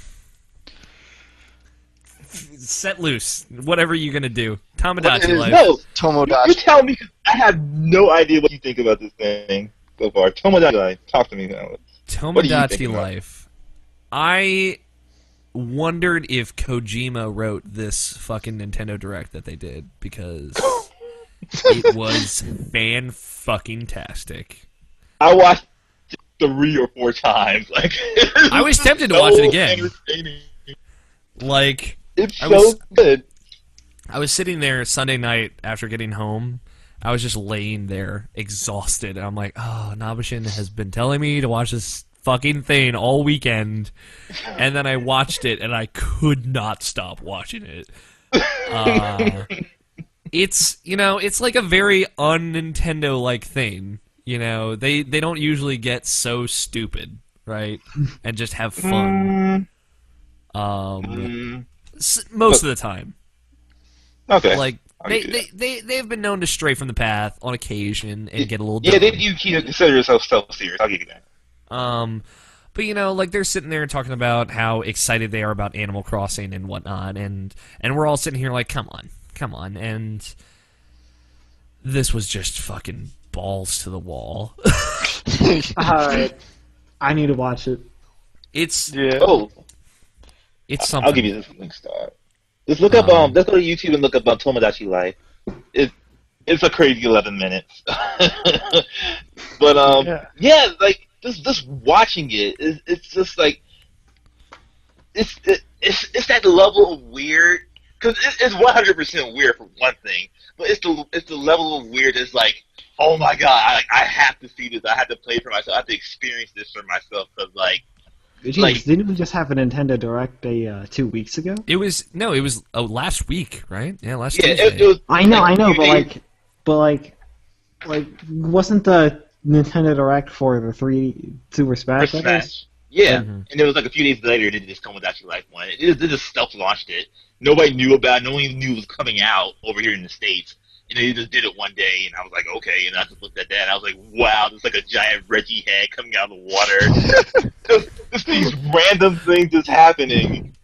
But it was like it's so crazy, but crazy in the best way. Like it's the type of crazy that I specifically associate with, because like one of my favorite developers is Platinum Games, and one of the reasons I like them so much is because they have this Japanese weird, and the Japanese weird is like it's a weird you can't get anywhere else but Japan, and not like in the really like perverse way or whatever, like how people like, oh, tentacle rape, that must be Japan, not that type of way, but just these crazy things, these crazy yet normal things, but it's so like funny, but like creepy, but also like really good at the same time. That's Japan humor, and they just nailed it perfectly with this Tomodachi Life. I can't wait. I'm so pumped for this game. It's crazy how much I'm pumped for it. I'm so excited. I'm more at the metered expectations of this game. Looks like I'm gonna have a lot of fun with it for a couple weeks. But I've not gone bonkers like you. I'm like withholding my excitement, I guess.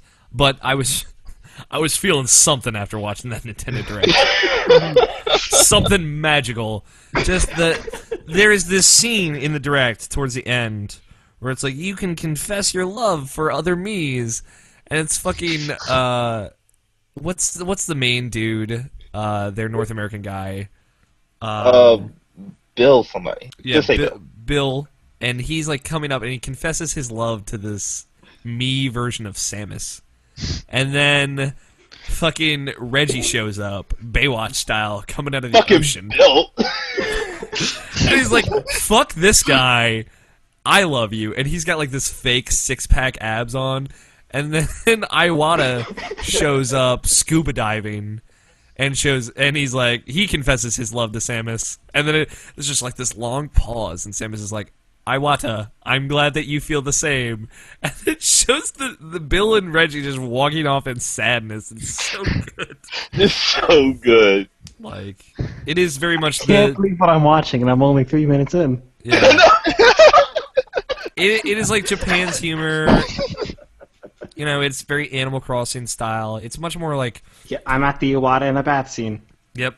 It's Animal Crossing meets The Sims, pretty much, where you just kind of make these characters and let them loose in this world, and you can interact with them loosely. But you know, for the most part, they're pretty independent. You just kind of create their personality and their voice and let them loose, which is cool. And like you can have them interact in events and stuff. You know, it's a simple little game, but they just presented it so well. Mm-hmm. It's all in the presentation, and for once, Nintendo fucking nailed it. Yeah. And I was saying to somebody else, but like, it's weird how they're like, just now, because like all this year so far that like they've been doing these type of presentations that like that's just really getting me interested, and like, and not in their normal like dry way, but like in a really like they're doing different things, like telling you like the technical terms of like, and getting really in depth, like, oh, it's 30 frames per second here, it's 60 frames per second here, or they're just showing this, they're just showing this weirdness that is just something that you don't really get. Because, like, I'm pumped for Mario Kart, though I'm being reserved for that still. I'm pumped for Super Smash. I'm pumped for Tomodachi Life. And, like, they screwed up with Donkey Kong. I was not interested in that whatsoever. But, like if they just keep this up, but just for me personally, I mean, because this is not going to change anything for Nintendo as far as I think they are. But, like, just for me personally, this makes me more and more happy just that I own a Wii U and I own a 3DS. Yeah, I mean, it's just like, it's really weird that, I'm not sure who said it, but when it comes to the 3DS, Nintendo's just fucking knocking it out of the park every single time, as far as I'm concerned. Like, they just put out a new Kirby trailer, and I'm so pumped for that game. It looks awesome. It looks like a really good Kirby game. And I just still can't believe they just put out a All Hail the Virtual Boy. Oh, yeah. That's what my Mii's would be doing. Hailing the Virtual Boy. Like you know, the Smash Bros. 3DS version, it sounds awesome. Kirby looks awesome. Tomodachi Life looks awesome. And, like, you know, Persona Q looks incredible. Like, I could not be more excited for the library coming to the 3DS. But the Wii U, you know, it has Smash Bros. And Mario Kart. Both titles I'm excited about. Smash Bros. I'm endlessly excited about. And Bayonetta 2. Of course, which is very niche. You have to say it like that. Ugh, so niche, it's beneath me. The gloves are coming off. But no, it's just like they fucking nailed it with the marketing on this. It's just like this is a dumb, silly game, and that's how they're marketing in it, and that's exactly how they should. Yep. Now sell Wii U's. And that's where I'm at. Yep. I don't know. Were you familiar with this Tomodachi thing, Justin? No, I never heard of it until I saw the Nintendo Direct, and I'm just like, what the hell is going on? What is this game? Did you enjoy the Direct, though? Yeah, well, it's funny. I was not expecting any of that from them. I was expecting them to sit there and be like, hi, I'm Iwata, and this is my game. Like in every Direct they do. And instead, they're like, let me see if Iwata wants to say anything about this. And it just cuts to him fucking playing with yarn or whatever. He was rolling yarn back and forth in front of his cat. Yeah. Like, he's busy at the moment. So good. It's just, you know, marketing is very difficult to get down, but for some reason, this was perfect. Let's see. Other news. The Tales of Hearts R is coming to the North America. It's a Vita remake of Tales of Hearts, which is a 3DS or DS game? 3DS. Oh, I'm sorry. It was originally a 3DS game in Japan only. Mm-hmm. And now it got ported to the Vita in Japan only. And now it's coming to North America. Thank God. But they technically, well, they actually, but they didn't announce it because like there's like a YouTube video of them like saying that is coming, but they put it out too early, so now the video's private. So it's like it's something they're trying to announce later on, but everybody knows it's coming out now. Kind of like yeah, like it's like a GameStop exclusive, kind of. Oh yeah, and Last of Us is coming to PS4. Surprise. Are you getting it? Am I getting it? I'm asking. Yeah. Oh yeah.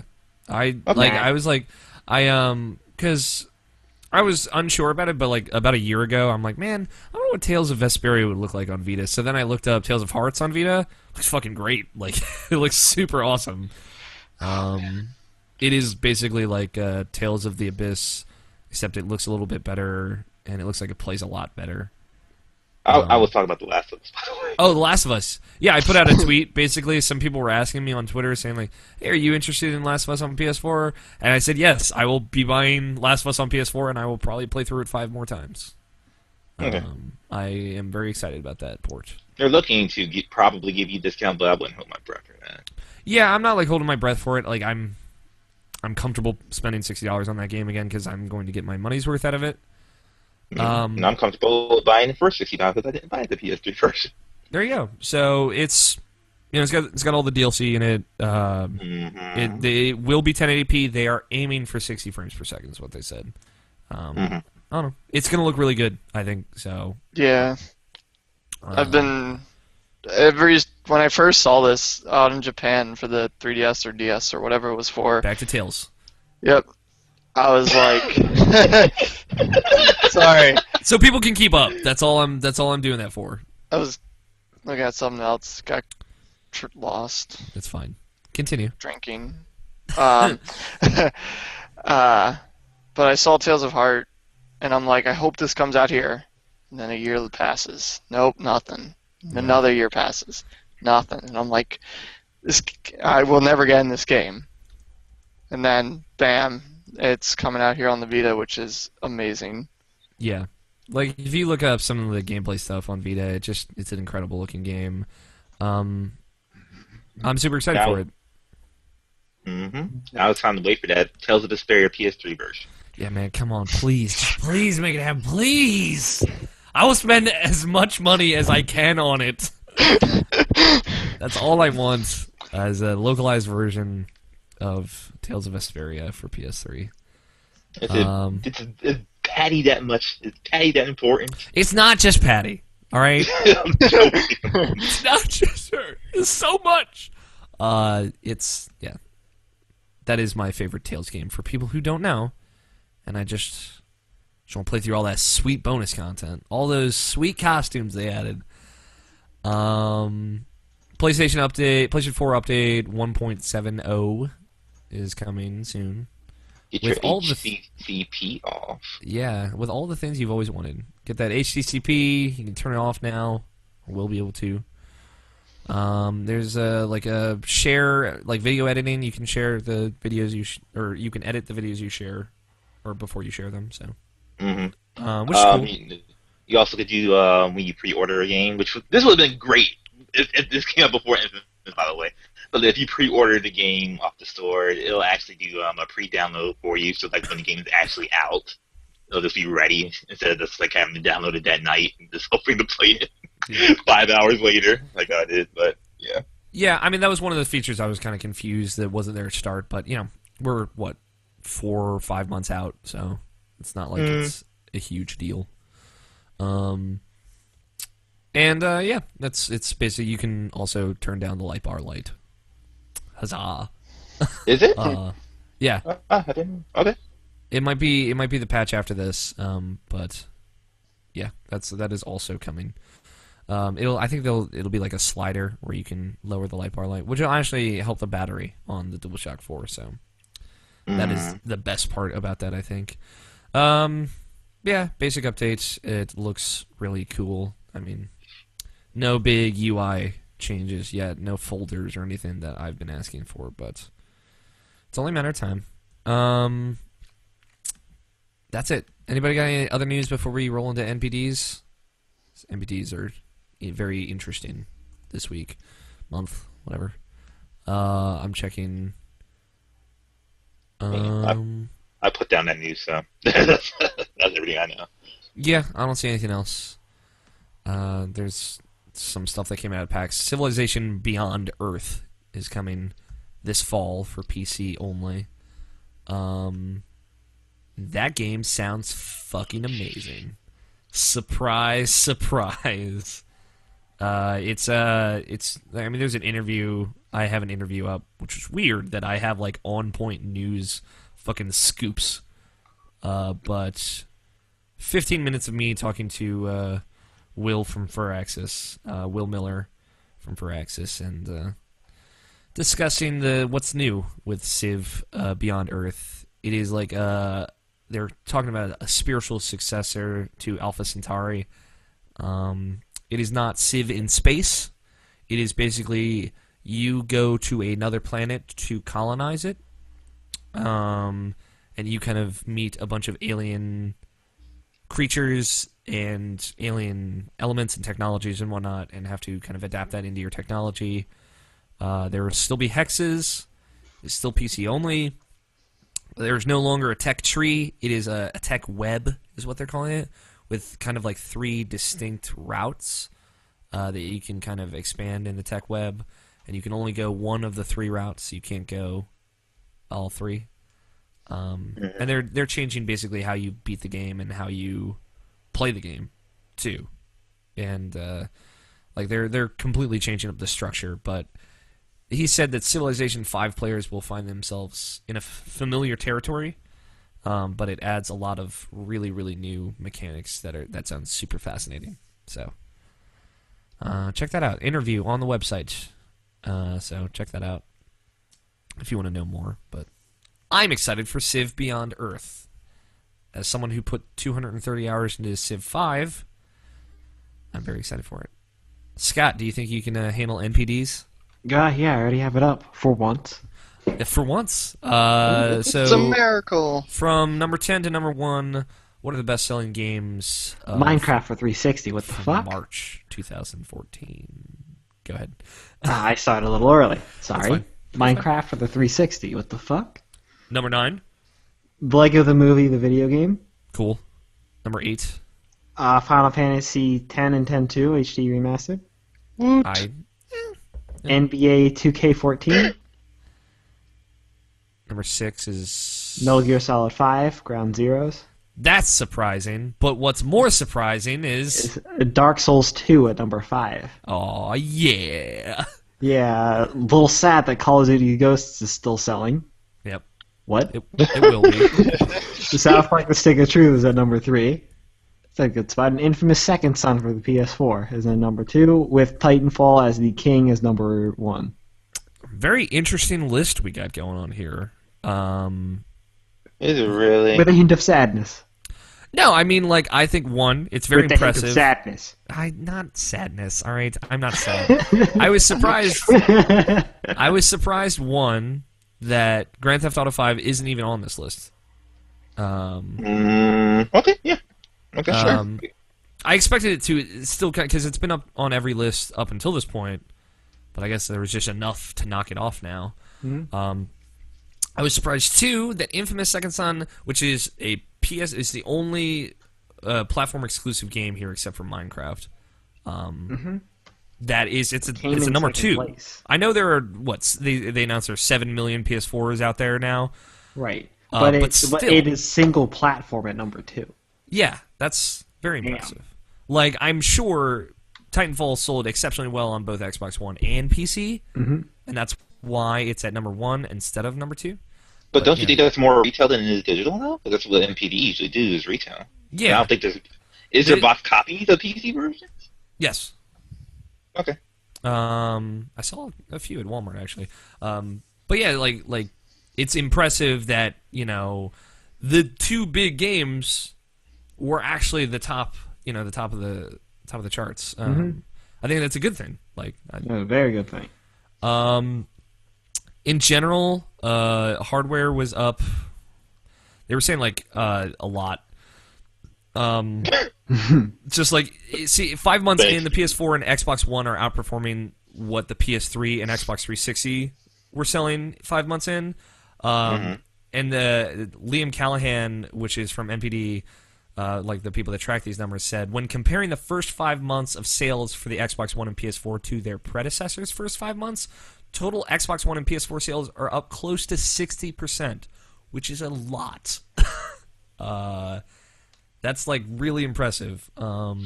And Microsoft announced that they had shipped and sold 311,000 Xbox One consoles in the month of March alone for the U.S., and a total of 5 million Xbox One consoles have been sold. And Sony also announced that they've now passed 7 million consoles sold. Again, they have a 2 million console lead, but they're both selling a lot. It's crazy. Go ahead, Namshin. I would have lost that fucking bet. Yeah, right? I was thought there was no way. There was no way the Xbox One would not win this month, but damn. That just surprised me, honestly. Yeah, like, it's, Xbox One sold better in North America in March, I believe. No, what Microsoft. PS4 did. Oh, did? Okay. Yeah, that's why I'm surprised. Yeah. PC is just North America. Yeah, you're right.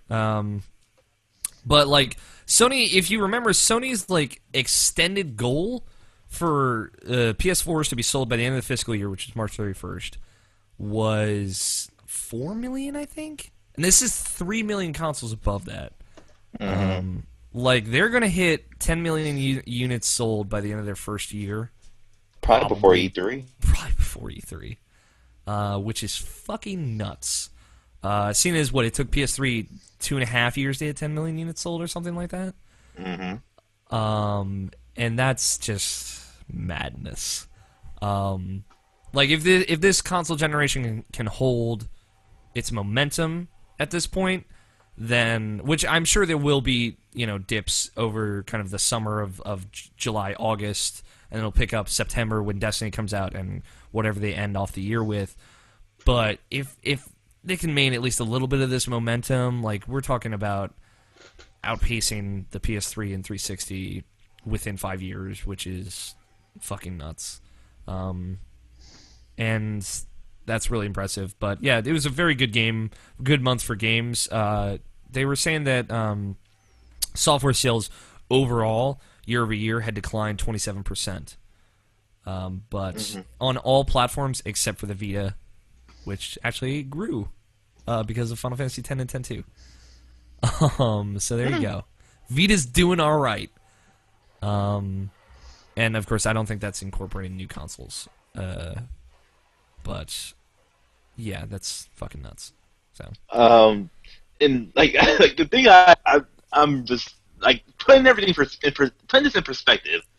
Before I even say this, because Microsoft is doing before I say what I'm about to say, and I'm trying to say Microsoft is not behind. They're doing great. They're doing fine. So there's nothing to really worry about them. But seeing that Titanfall came out the month, which is literally the most anticipated game for that system.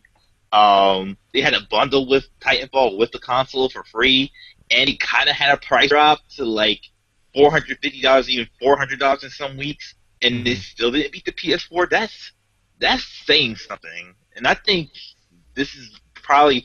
I think E3 they got to do something as far as because it's not like they're super far behind or something like that, but just to do something to make them catch up. They either really need to permanently drop the price or just get rid of the Kinect or something. They need to do something or at least convince people to embrace the Kinect, I should say, because Kinect Sports Rival came out 10 days ago. I forgot it came out 10 days ago. I just remembered it because I saw an ad for it just a few minutes ago. Mm-hmm. It's just there's no reason for it right now, so there's no use for it, I should say, at least until Soda Drinker Pro comes out for it. But yeah, that's a game changer, though. Yeah, but I just think they with Phil Spencer there, I know they're gonna get their games there. And that's why I'm excited for this E3 because I know Microsoft is just gonna fucking destroy this E3 mostly because they have to. They have to. They have to 100% show this is why you want our system more than any other system out there. And I think they're gonna totally just kill it. And I'm really excited for this E3 and to see what Microsoft does. If you look at last year, they kind of went into E3 as, they not as well received as the PlayStation 4, just because of the whole fiasco that surrounded the announcement of the Xbox One. But now, they're under, and they fucking destroyed last year's E3, and now they're underselling And apparently, when Microsoft becomes like a trapped animal, they just fucking rock the boat, man. And I'm really excited to see what their attack strategy is for this fall. Because they've got games like Below out there that I played that's like my most anticipated this year now. But they lost that exclusive, which kind of sucks for them. They lost the exclusive, but Like, as far as console, like, yeah, I'll get an Xbox One for that. I'm not gonna play that on PC, so they got me for exactly. Like the people who play console games are gonna get that on console.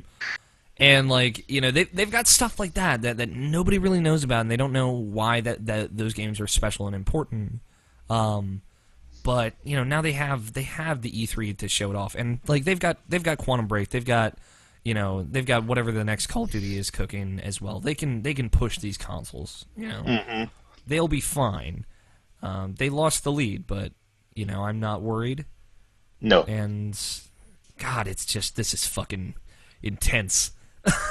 It's awesome. Like it's exciting. It's super exciting. Like when shit like this happens, that's when the best games come out. So like I'm super pumped. But yeah. Does anybody else have any thoughts on the NPDs in general? Nope. Everything that was said is pretty much what I think. Are you I'm gonna buy still it? I'm still in disbelief about the Tomodachi life. Why wasn't I informed about this earlier? I'm sorry, Scott. We should have sent it to you. Should have. You very much should have. Yeah. As soon as me and Abishin hear anything about it, we will throw it your way. When is that game coming out? June 6th, right before E3. Oh fuck. Well, I know what we'll be doing during our E3 live stream. Fuck yeah. But yeah, what's Justin as our resident PS4 owner? As well as Nabishin. Like Nabishin's already told me he's going to buy a PS4 or an Xbox One at some point. Wait, where were we going talking about? I was just going to ask Justin, what is going to get you to buy an Xbox One, if anything? Every time I say this to people, they're like, it's never probably going to happen. But it's going to happen. I'll buy an Xbox One when it's $100 cheaper than it is now. Okay. And they get rid of the Kinect out of it and make it $100 less than that. Then I'll buy it. I think they're going to make it $100 cheaper next April. Yep. I figure they're going to make it cheaper soon, which will bring it down to the price of a PS4. But then if they would get rid of the Kinect, I'm guessing they'll probably get rid of $100 more, and then I'll buy it. It's too expensive, and the only game I care about on it right now is Titanfall. But I can get that on the PC right now if I really wanted to. Yep. Yeah, I'm still loving my Xbox One. It is my preferred platform to just kind of do shit at the moment. Because it's just, I love the Kinect. I love the facial recognition. I just sit down, it logs me in, I say Xbox, go to Hulu Plus, and it goes to Hulu Plus. And a couple of voice commands later, and I'm watching whatever show I need to catch up on. Voice and I love it. Working good for you? Is the Kinect working good? No, I'm just saying the voice recognition. It works great. Like since the latest update, I've been having trouble with the turn on command, but okay. Other than that, it is working perfectly fine. Cool. And it's awesome. It's still so rad. I've only had my Xbox One for 2 weeks, but yeah, I still think it's like really cool. It's that new shiny, man. It is that new shiny, and I love it. I do love it. I like shiny. I like shiny. Exactly. I love I'm shiny. loopy. I'm loopy. I'm loopy. I'm loopy.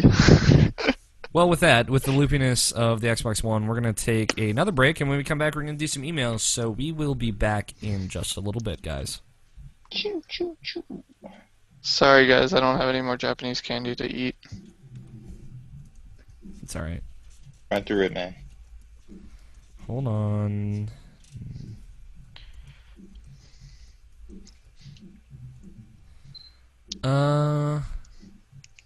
Alright, so let me get the music up.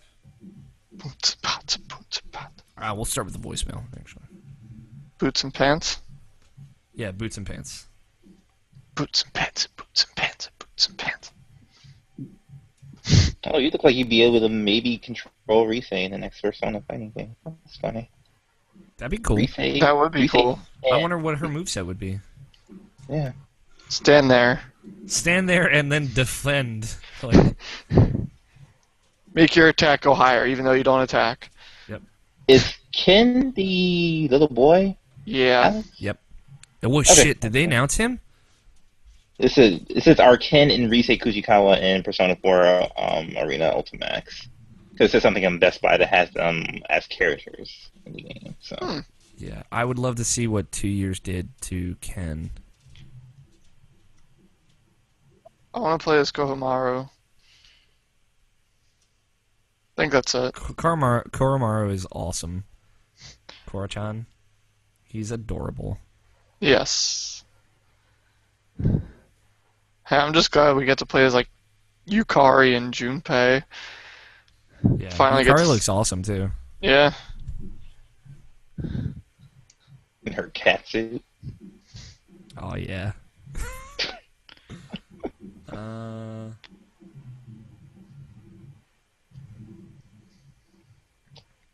Oh, you know what I had a thought? For some reason. Like, I thought about this, like, just, like, today. Okay.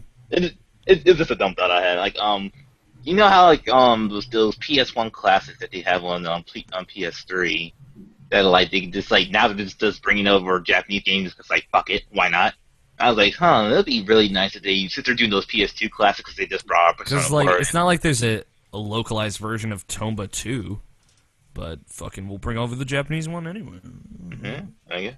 But anyway. I was thinking, they should. I was just thinking to myself, like, man, what if they did that with those PS2 games and just brought that over, just like for no reason? Don't even translate them, just bring them over. And I could just buy it for like $10. That'd be awesome. That would be cool. For sure. Bring over Kingdom Hearts 2 Final Mix Plus, even though that'll never happen. It will happen. It's called Kingdom Hearts 2.5. Yeah, what the fuck's up with that game? 2.5? Yeah. They finished the voice acting and they're just waiting for the Japanese one to come out so they can bring it over to America. Yeah, like I wasn't worried about that game, but then I went to PAX and it was not there at all. Yeah, they didn't even release it in Japan yet, man. They only never released it in Japan yet. So. I know, but still. You're impatient. You're acting like me. Calm That down. game's gonna come out later than I wanted to. That's what I'm thinking. Oh, because you want it for the summer, and I feel you on that. But yeah. Be patient. Working on it. I just can't wait to play Birth by Sleep on the big screen. I'm also sad because I'm not celebrating Easter weekend until next weekend, so I don't get my spaghetti on Sunday, and I'm just fucking thinking about that now. I'm just upset. Do you get your spaghetti next Sunday? Yep, Well, at least you get your spaghetti. I know. I should share it with you. You guys should come over and have some because it's fucking incredible. All right. All right, let's do this.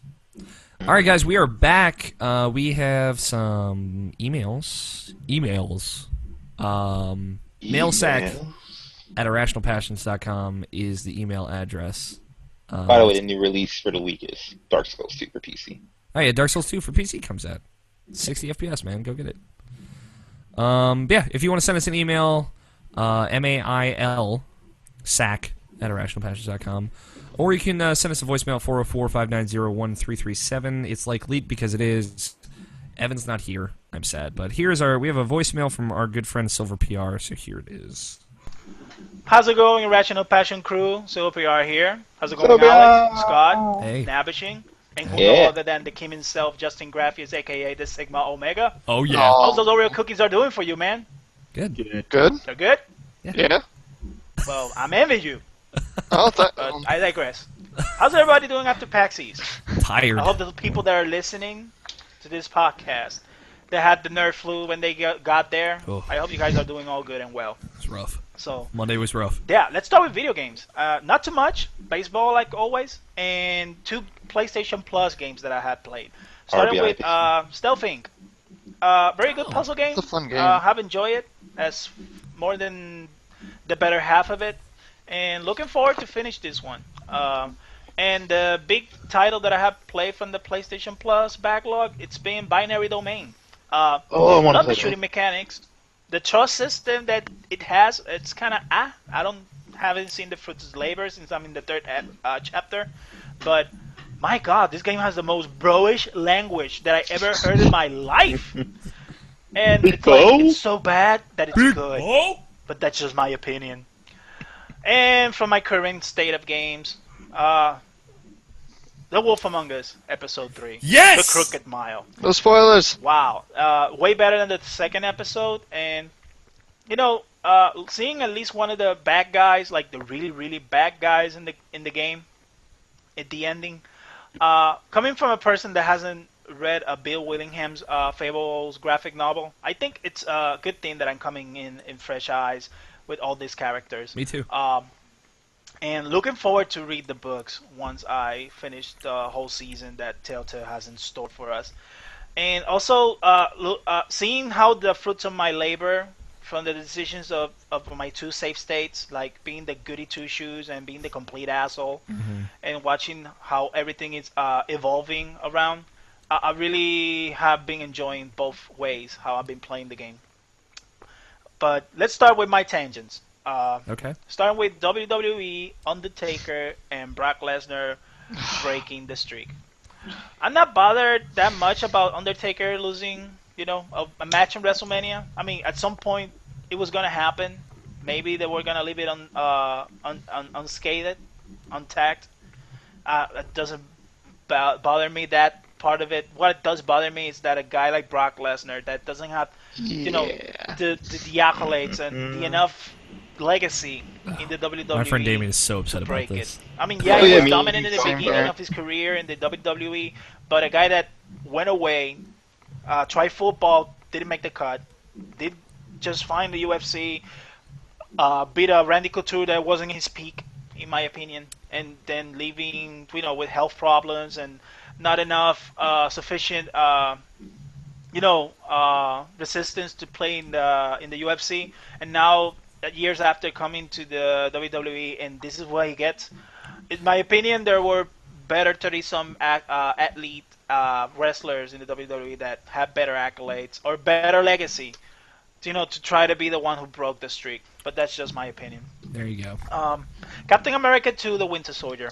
I do agree with Alex with everything. I think this one was the best movie that Marvel has given us since the Avengers. And being a person that I was watching Agents of S.H.I.E.L.D. and seeing the whole deal of what happens in the Winter Soldier changes the whole plot for Agents of S.H.I.E.L.D., I think it was worthy the wait, in my opinion. Yep. To Agents of S.H.I.E.L.D., but I'm not gonna spoil anything else.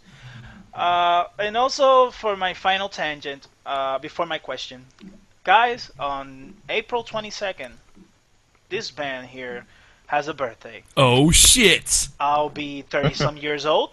What? Happy And, birthday. yeah, I'm getting old. Older than me? And Jesus. yeah, you know what? As long as you have a healthy heart and a healthy mind, have Long whatever screwed. age you have, it's all good. Damn as long right. as you take care of yourself and don't let the age get to you, and just live your life.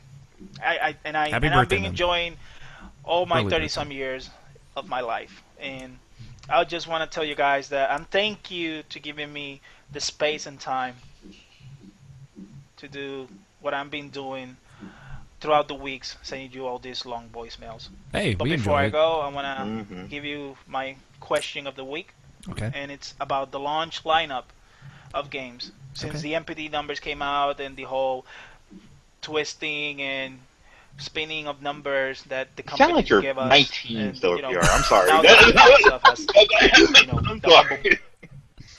Yeah, no, you're correct. He sounds so young. He's a youthful spirit, clearly. why this time around. But that's just my opinion. We all knew that was going to happen. Maybe. What? It's the best launch console. I mean, the titles, the launch console. Sorry, the launch titles that both consoles has given us in the past 5 to 6 months. Who do you think had the better launch lineup? Now, here's the twist for you guys. I just want to give you this twist. train of thought. In a world that Infamous In a Second word. Son and Titanfall doesn't exist or hasn't come yet, perhaps later in the half of this year.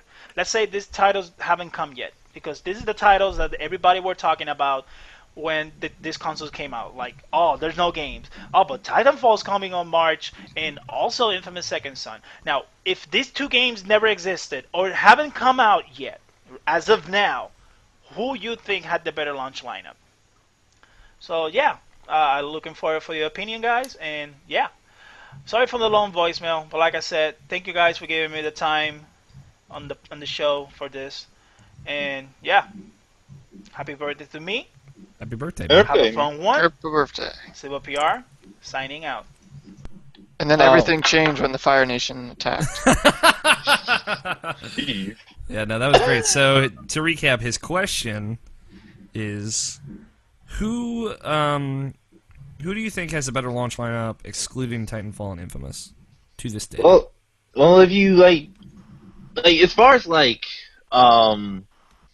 actual retail games is the Xbox One hands down. Because I think Resogun is better than every Xbox One retail game. Now, let me put this out there. Again, this is my opinion. So, Killer Instinct is comparable to Resogun. yeah, I was about to say that. Yeah. Yeah. They're both like I think they're both killer apps for around the same price, and they're both fucking awesome. And have replay value in that if you are into that genre of game, you will play a fuck ton of those games. So that's really hard for me. I would say out of the two, I guess for me PS4 because Resogun is more up my alley. Yeah, I would done anyway, but but I was saying as far as retail release, I would say for I would say Xbox One because when it launched, it did have games and it did have diversity in their games. But after pretty much the first month, that was pretty much it, honestly. And it's there was Plants vs Zombies, I guess, but other than that, there hasn't really been anything else that came out for the system. And as far as the PS4, they have their digital content, which they've been constantly giving diverse things and different things to play, and sometimes even things for free if you already have for PlayStation 3, and you'll just get these extra games and free to play games like Warframe and stuff like that. So it's kind of a give and take. And I would say that who had the better, for me personally, it would be PS4, but that's just me and that's just my type of game. But I could totally understand for someone who's who doesn't like these type of games and want a fleshed out game or that's kind of bad to say, but a game kind of Dead Rising or Rise or something like that, then yeah, I could totally see from someone else's opinion why Xbox One would have been something to say hey, this is a better launch for these games and these downloadable games that'll last for 22 hours or something like that. I don't know. I'm just trying to. Yeah, I mean, I think he wants to know what each of us personally think, though. And he's talking about the first 5 months, excluding Infamous and Titanfall. So up to this point, I would say PS4, just Mercenary Kings is awesome. Don't Starve is awesome. Resogun is awesome. Hey, free games are awesome. What do these games all have in common? They're fucking free, which is also awesome. And that's something that needs to be incorporated into the equation, if you are just a member of their service that you need to be a member of to have access to online multiplayer, so most of us would be members, then you just get a bunch of free stuff. And that's so cool. The other way that you look at it is they're forcing you to buy these games for internet. What do you mean for internet? You have to pay for Resogun. I guess Resogun comes free either way. Yeah. Yeah. Well, every You have to pay for PS4 the came don- with Sorry, 30. you have to pay for you have to pay for oh goddamn, my memory's bad today. Online multiplayer. No. You have to pay for every game that comes out in PS Plus before you can play online. No, you don't. Wait, Turn the model on its head. Okay. Oh, like if we had free online, we would have to pay for these games. Is that what Pretty you're saying? much. Yeah. Sort of. Yeah, but That's what it was on PS3 though. Yeah, that's kind of the way it was on PS3. But then they just started handing out free games on PS3. I still don't understand that part of the equation. But like, luckily, it's not how it is. Mhm. We get kind of like this pretty good deal. And if you think about it, we already paid for. If it was for like every free game that would cost for PlayStation Plus, we already paid it off. Well, like Outlast and Don't Starve and Resogun, those like $15, $20 games. So yeah, we already paid that off. So Yeah, it's like just for me, Xbox One was just the only thing that came out. There are two things that I know about that came out after launch, which were Peggle 2 and Plants vs. Zombies, both really cool games, just not for me, I guess. Although I probably will get Plants vs. Zombies at some point. get that Peggle 2. Peggle 2, man, the Peggle 2 magic. I was thinking about it the other day. I've just never been into Peggle. I've never played it before, so. Do they have demos? There is a demo for Dead Rising 3. And that's it? Bullies is a fucking suck as far as demos. There's a demo for not even Forza. Like Forza was the one I wanted to play. Yeah. But there was like a demo for there's like a Kinect Sports one and like one other game that like FIFA or something like that I'm like I don't care. But yeah, personally, anyway, within these first 5 months, excluding Infamous, I think PS4 has it. Just because, like, it is not just retail content, it is digital content now, and they're fucking throwing that at you for free at this point. I don't even know what they're doing. It's working. They've sold 7 million units, 7 million consoles, and Silver PR put in the comments that Microsoft has shipped to retailers 5 million Xbox Ones. Yeah. So, to note from earlier.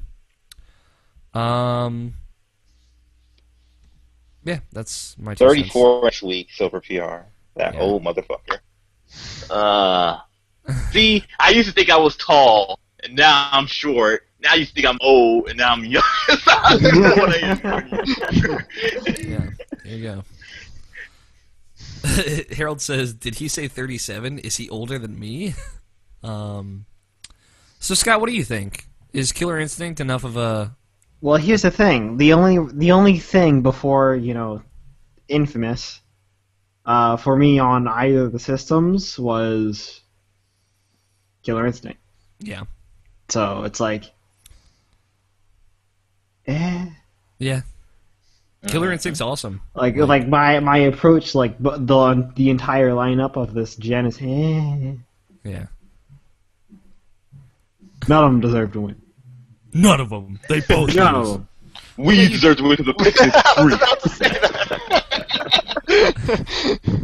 free. What about you, Justin?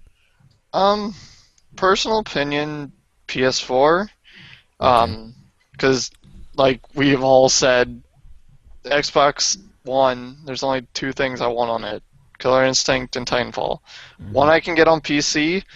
Killer Instinct, I can perfectly fine waiting until a price drop for to get that. I mean, Towerfall Ascension on PS4. I had a friend over. We literally played it all night. We could not stop. We were having a great old time. I need And a friend. Shut up, Dobson. You don't get any friends. And that Outlast, which literally could not stop playing it. I got 100% trophies on it. That's all I was talking about as I was playing it. There's just some really good games out that I personally like on PS4 that I still talk about. I mean, I'm going to be talking about Outlast in next month because the DLC's coming out. Yeah. So yeah, it's just a matter of the games. There's more games on PS4 that I like. Yeah, personally, I would say objectively PS4 and personally PS4. But that doesn't take anything away from some excellent games I think are available to Xbox One owners. So. Indeed. And luckily we live in a world where Infamous and Titanfall both exist, and they're both fucking... I think they're system sellers to different degrees depending on the kind of player you are. So, there you go. Let's check in with these emails. Oh, Yeah. Because apparently Harold thinks we never read his emails, I will read Harold's email first. It's bomb So, time again. the King's Orders are next? Yeah. He says we opt to read Justin's emails over his. Sometimes we're just on a time crunch, Harold. What is our People time complain right that our show's too long, Harold. Sorry. now? We are at 2 hours now. We can get through all these emails fine. Harold says it's bomb time again. Wait, hold on 1 second. Repeat song. Okay. Just one question from me this week.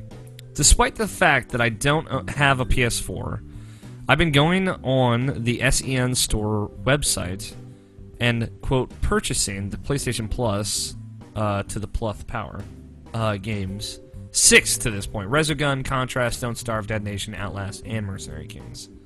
I also have 4 games via cross-buy, Doki Doki Universe, SteamWorld Dig, Sound Shapes, and Zen Pinball 2, plus Path Not Taken, the Spry Fox game that he sold at PAX and talked about on H-Bomb and Friends, and Sports Friends are coming in the next few months and are also cross-buy. And I think the upcoming PS4 version of Dive Kick may be included in cross-buy, but I won't swear to it. It is?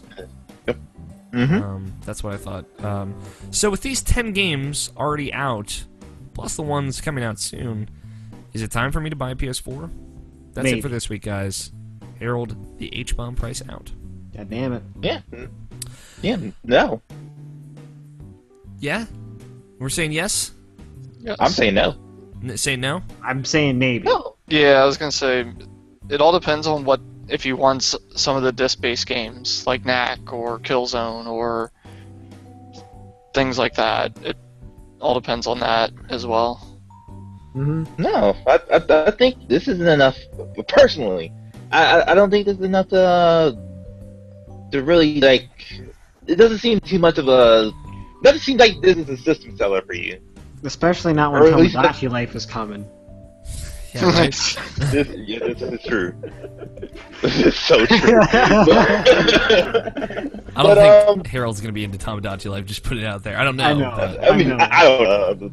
But no, I don't think these are enough for.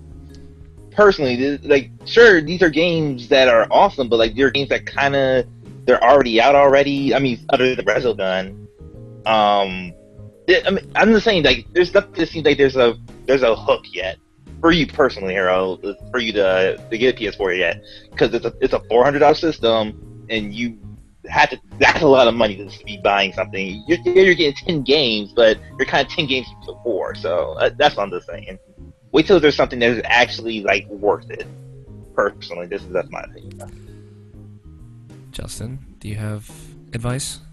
Like I said, it all depends on if he has disc games on his mind that he wants to get. If he has like maybe 3 or 2 on his mind, minus Infamous, because that's a given already, then yeah, go get one. Because if you are already thinking about getting one, obviously since he's buying these games, then he knows he's looking forward to some games that are coming out in the future. So, with all these games that he has now, and plus what is already out, it should hold you over, especially with some other PS3 games and stuff like that too. I think he would be fine getting it, but he has to think if he wants some of the PS4 games that are already out. Yeah. So here's my thing. So I know Harold well as well. He's a friend of the show for people who don't know. Is he? And I know. Is he? No, we're feuding with him now. All the feuds. Family Man, feud? fuck Ryan Clark. But Fuck that black bitch. Get on the show, motherfucker. Talk back to me. Talk back to me. You show up on this show, Ryan Clark, and the feud is over. All right, that's the line in the sand. All right, but motherfucker. But the thing is, like, I know Harold. I know you like really good downloadable games and stuff like Galaxy and Secret Ponchos. They're going to be PS4 exclusive. Right, and Transistor as well. Galaxy's coming to Vita. Oh, it's coming to Vita? Okay. I'm not sure about Secret Ponchos, but I think it's PS4 exclusive. That I'm not sure. Transistor is PC and PS4, and I know Harold was showing interest in that at PAX, but I think Sony is going to do something Summer of Arcady when it comes to indies this summer, and I think they're going to have a huge download push, and I think that's going to be the time. But right now, I'm kind of with Nobishin. Like, you have a bunch of games that you can play elsewhere on PS4 that you can play on PS4, which is fine. But I don't think that's enough reason to buy it. I think if Resogun, Contrast, Don't Starve, Dead Nation Outlast, and Mercenary Kings are games you really, really, really want to play, and you have access to them as soon as you pick up a PS4, then yes, I think it's worth it.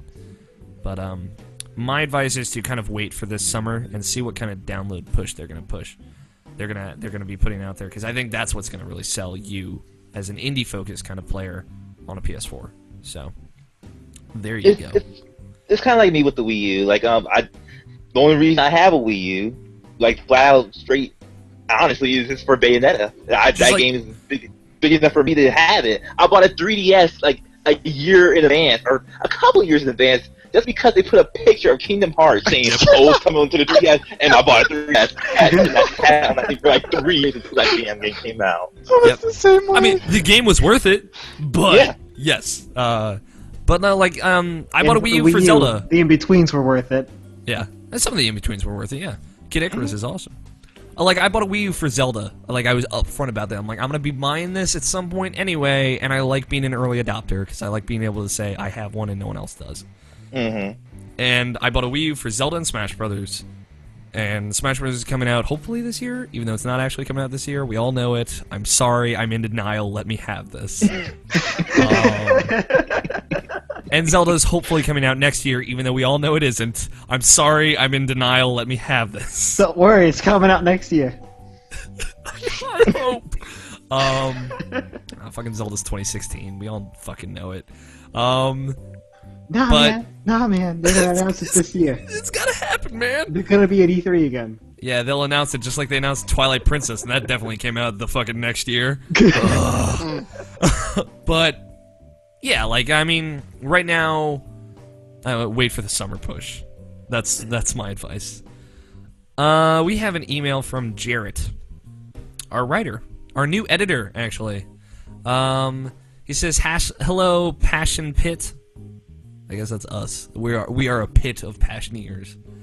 Quickfire cues while I sit in line at 7-Eleven. My newfound editor powers allow me wondrous feats. He says, 1. Favorite Dark Souls 2 monster design. Gotta say, I love the Stult myself. Scott? The vagina monster. The vagina monster. Scott, is yours, the big fucking thing of corpses? You mean the Rotten? Yeah, Rodden. How'd you know he'd be on my list? I figured he would, because he's just so fucking gross. No. I was like, The end boss was odd. So was the Rotten.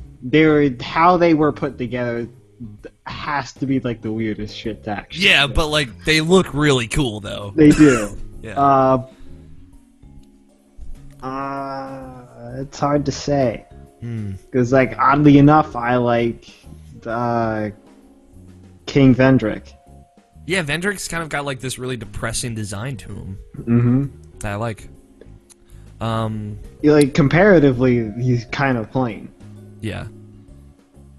But in the context of the world, especially like where you see him, really cool. I'll say I like the Mirror Knight is really cool. The Ancient Dragon I've mentioned is really cool. Fuck the frog. Fuck the frog. The frog is freaky as shit. I'm glad that we fought that boss together, because... And just like the thing that comes out, oh god. No, stop it. So fucked up. Stop it. I would say my favorite boss design, though, out of all of them, is the Giant Lord.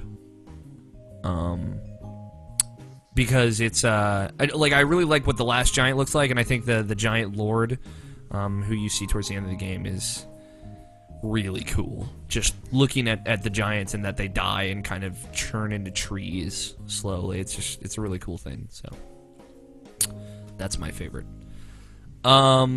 He says 2, cast the Final Fantasy X HD remaster movie. All right, Justin, go nuts. I don't know. I don't know who Titus should be. Who's Titus? Meg Ryan. Oh shit. They look exactly alike. Yeah. They look exactly alike. Yeah. I'm with you. Oh, Who's Waka? That's the question, right? That is the question. I think I figured out a Yuna. Okay. Hold on. I gotta make sure. Olivia Wilde. Yeah. I'm a big fan of Olivia Wilde. I'll put it out there. No, same But- here. And I'm like, but yeah. I'm sort of imagining like a mix between like Korra and her regular self. Mhm. And you got Yuna. Oh yeah. So. I'm looking at a picture of Waka right now. Dave And Chappelle. I don't know. who? Said Dave Chappelle. Dave Chappelle. No, he's too scrawny. But that would be hilarious in so many different ways. I don't know, man. Waka's hard. Orlando Bloom. Nah. I'm saying names. Don't listen to me. I'm getting kind of like a Brad Pitt vibe from Waka. Dwayne The Rock Johnson. Yes, The Rock. The Rock plays Waka. Done. Done. That would work in like 6 different ways, and I'm just really upset. There are no other characters. Whoever played the Beast in X-Men would play the big furry guy. Kelsey Grammer? Yeah, Kelsey Grammer. No. No.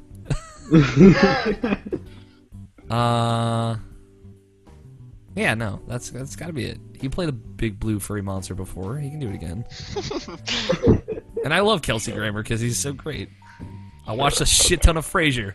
All right. Sure. He says 3. Fuck, marry, kill. Bulma, Chi-Chi, Launch. Who's Launch? Launch is the girl who sneezes and her hair changes, and this Oh yeah. I'd fuck the shit out of her. you should kill her.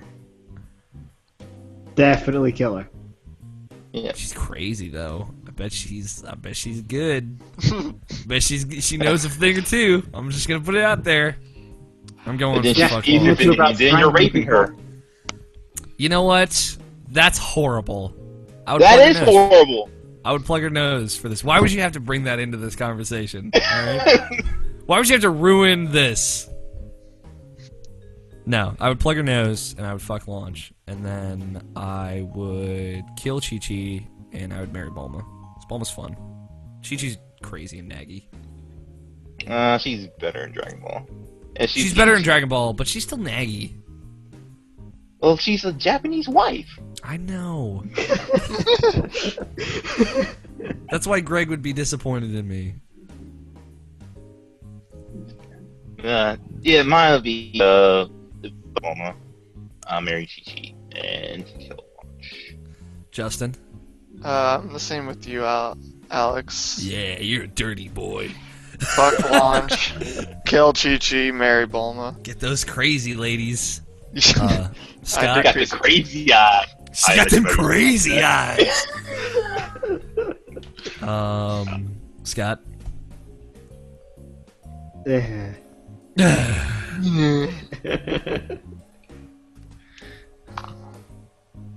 I'll take that I as wasn't a- option on this one. Yeah, that's where I thought you were going. All right. Jared says, "Suck it like a big gulp." Jared Green, freelance writer. Thank you, Jared. I hope this podcast isn't too long for you. All right, Justin. I'm ready. Yes. The King's orders. Please lay it on me. No, I don't have your music. You're not special. Damn.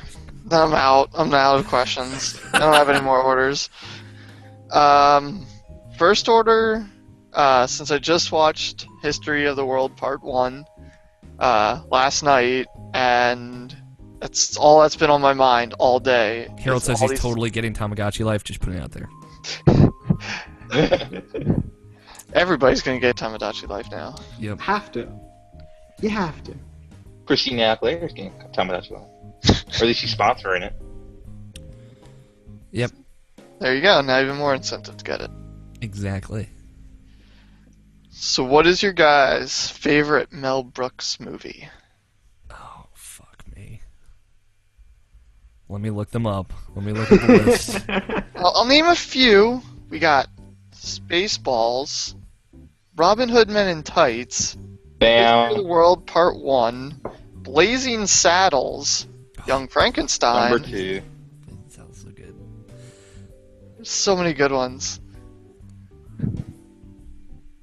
Oh, I think after watching History of the World Part 1 last night, it kind of bumped Spaceballs off my favorite. 'Cause it was so funny. see, I like the producers as well. But yeah, it's Spaceballs, hands down. As a kid who was really into Star Trek, Star Wars. Star Wars, wow. See, Oh, look at you! Look at Sacri- you! I'm a fucking walking paradox. Excuse me. But It it's would make more sense. You two, you guys know he's into Star Wars. Wars. It would make more sense if you loved that movie as a Star Trek fan. Yeah, right.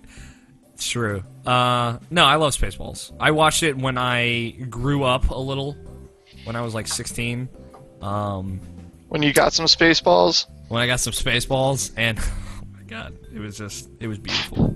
The fucking Afro comb in the desert is one of the funniest scenes in history of anything. We're combing the desert. We're combing the desert. Man, what the hell? It's so good. Oh. Scott, do you have one? I've only seen Spaceballs and only a part of it, and fully the Robin Hood Men in Tights. So, Robin Hood Men in Tights by default? I think so. It's the best movie. Men in Tights didn't do too much for me. I'm in the same liked boat it. with Alex. What I saw of Spaceballs, I liked more. Yeah, I liked it a lot, but The Sheriff of Rottingham. it's good. I think at that time I was more privy to fuck, I'm blanking on the name. When was the last time you watched it? It might be an age thing. It was a few years ago. It was like, It's on Netflix now. oh shit, it is. Maybe me and Ethan should marathon that. Do it.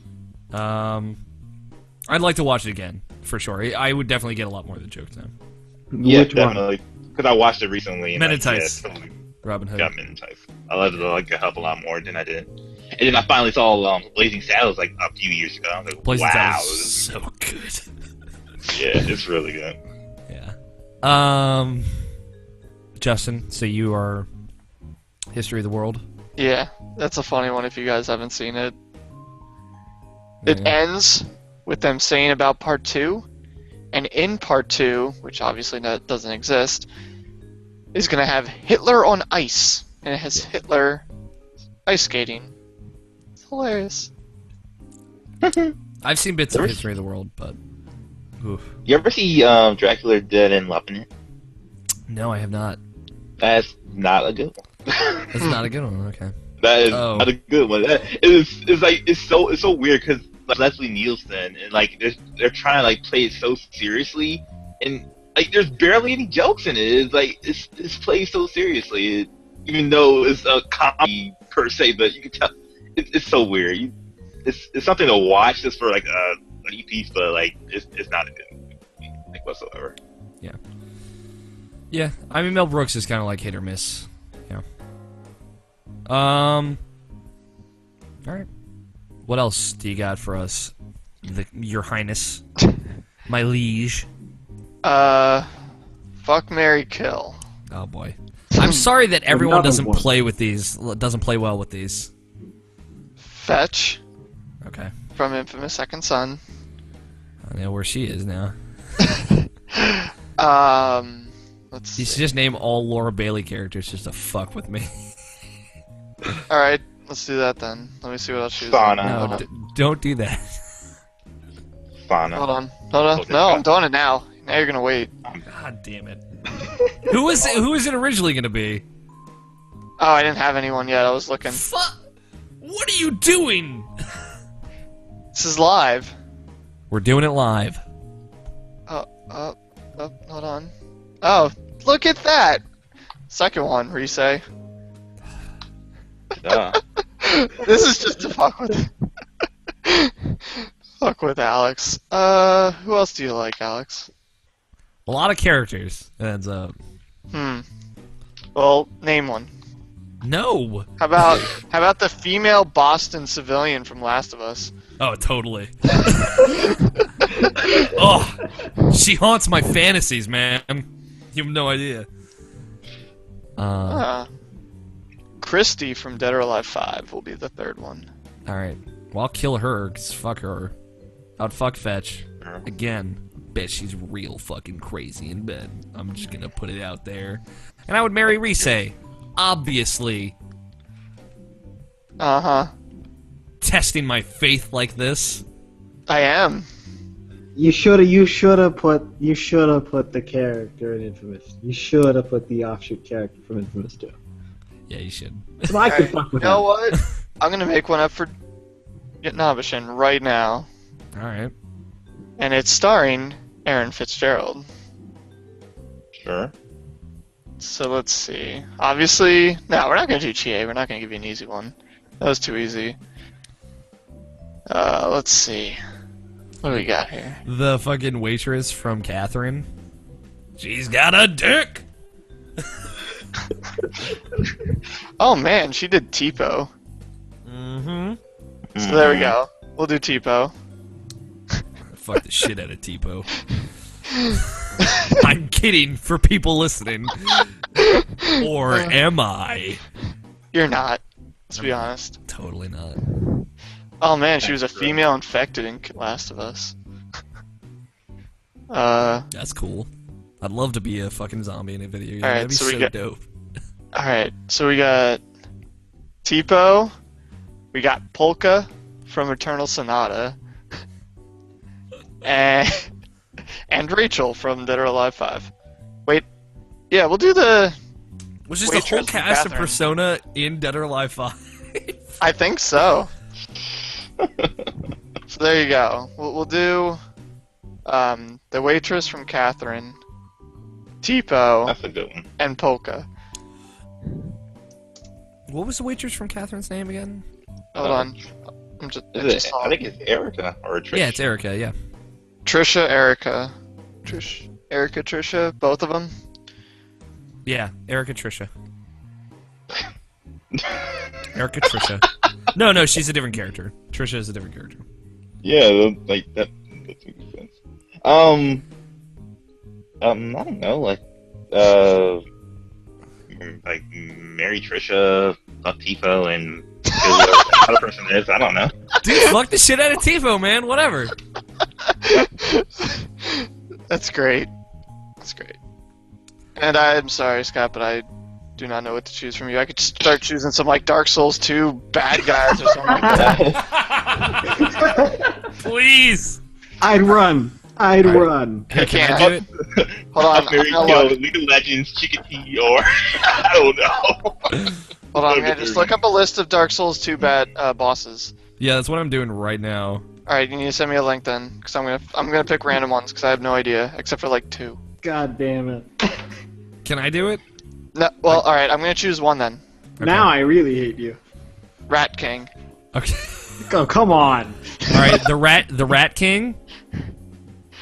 The Looking Glass Knight, They're all which is dudes. the Mirror Knight, They're all dudes. and the Demon of Song, which is the giant frog monster. Okay, one more time. The Rat King, the Demon of Song. The Demon of Song, and we're gonna switch the third one out. Smelter Demon. And you can't. Oh, dude. Oh, dude. Oh, dude. Okay. I'll just fuck the smelting demon, so I'll be dead, so I don't have to deal with the other two. No, you gotta pick. Who are you gonna marry? You gotta marry the Rat King, though. He talks in such a clear British accent. And you could be the lovely rat queen. Yeah. Yeah, because I don't want to go anywhere near the Demon of Song. I do not. I do not. Demon of Song is fucking horrifying. No. Although Nishandra, the final boss, ugh, I'll tell you what. No to that too.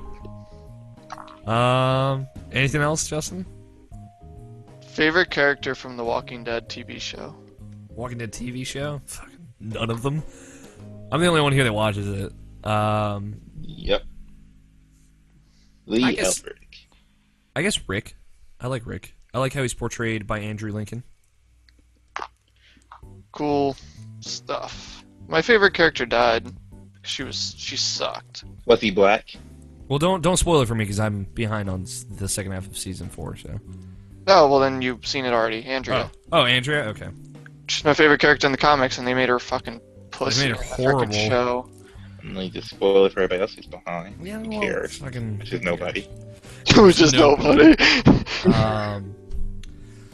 All right. Anything else? Any last orders? Nope, that's it. All right.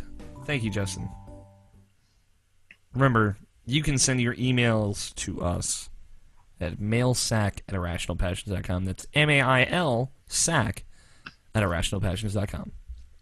And leave us a voicemail, just like Silver PR did at 404-590-1337. Standard long distance fees do apply, keep that in mind. You can follow each of us on Twitter and get a hold of us personally. I'm at Owlfighter27. Evan is at Sticker Glue. He's not here.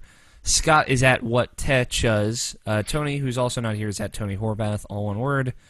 Nabishin is at Nabishin186. That's NABESHIN 186, all one word. And Greg, who's also not here, is at Gregory Blaney, all one word. Justin, they can follow you at the Sigma Omega, correct? Yes. With a capital D. With a capital V, all one word. Some other stuff, please rate and review us on iTunes. It helps us out a lot. Check us out on Stitcher, because we're up there now. We would love some ratings on there as well. Follow the show and the website at IrrationalPod, and tell your friends, please, because word of mouth is the best way to spread the love. And please check out the website, IrrationalPassions.com. You can hear more of Justin on our other podcast about anime. That's Malicious Underground Podcast X. Also, as a PSA to people listening, I am attempting to get into comics, and I have no idea what the fuck I'm doing. So if you have any... I'm trying to get into recent stuff. If you have any advice for me, anything you think I would like, feel free to send it to me. I would appreciate AKA it. send him all the advice to read Supergirl. Yeah, tell me to read Supergirl, even though I'm already going to do that, so... fucking Read all the Supergirls. all of it. Go to comicvine.com. I did. I've been going to Comic Vine frequently, actually. Oh, cool. It's a good site. It's a very good site. So Nabishin had an idea for a new closing topic that I If you like. can call it a topic, but sure. If you could even call it a topic. I mean, give us 10 words. Just 10 random words, Scott. Or anybody, Scott, Justin, internet. Give us 10 random words. Any words in the English language. Doesn't matter what they are. Come on, guys. Any word. Okay. Demon of Song Boss, Dark Souls 2, How to Beat the... I think you're missing the point. 8, 9, 10. Oh, damn, that's 11. Thanks. All right, So- fuck is one of them. So fuck. Fuck is one of them. Cauliflower. That will not be on mine, but okay. Cauliflower. All right. Fuck cauliflower.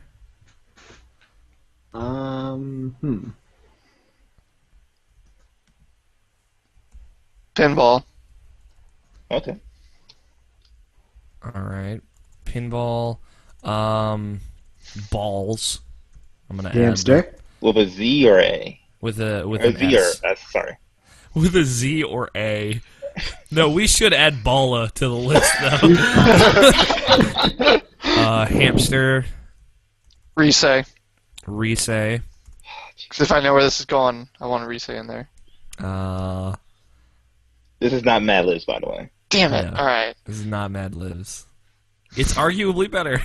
Do you have one, Nabishin?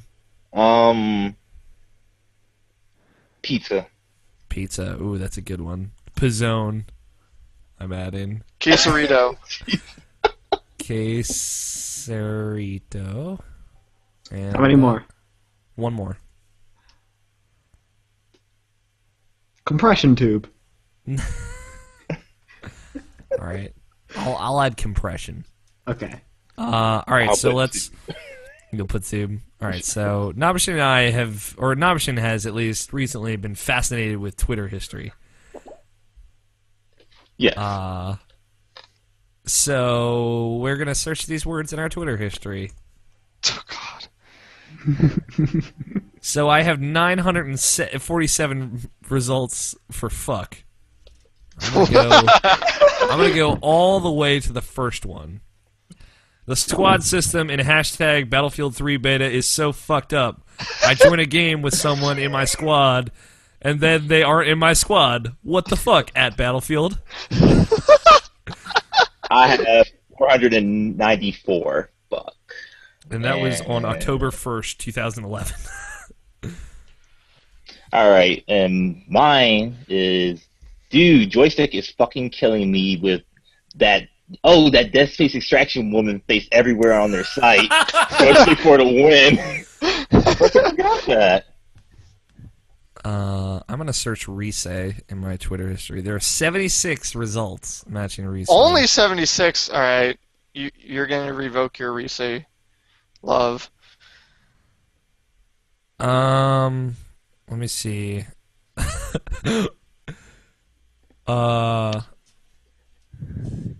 I'm looking at. There's a lot of Arc Rise Fantasia tweets.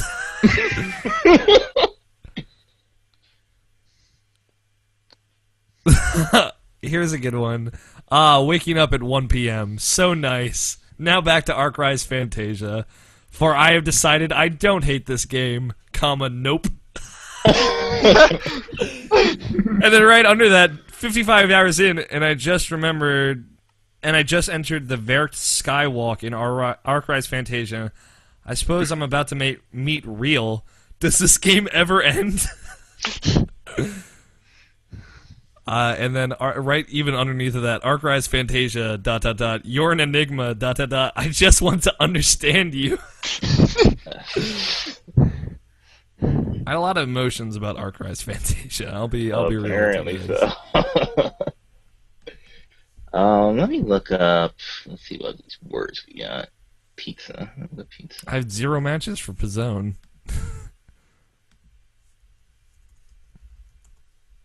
I got 28 histories of pizza. That's disappointing. I search balls. If you guys want to hear some tweets about this, the first Yeah, one that do came that. up is balls to the wall action, baby. Bring on the motherfucking homework. What the fuck kind of drugs was I on? Let me see when this is from.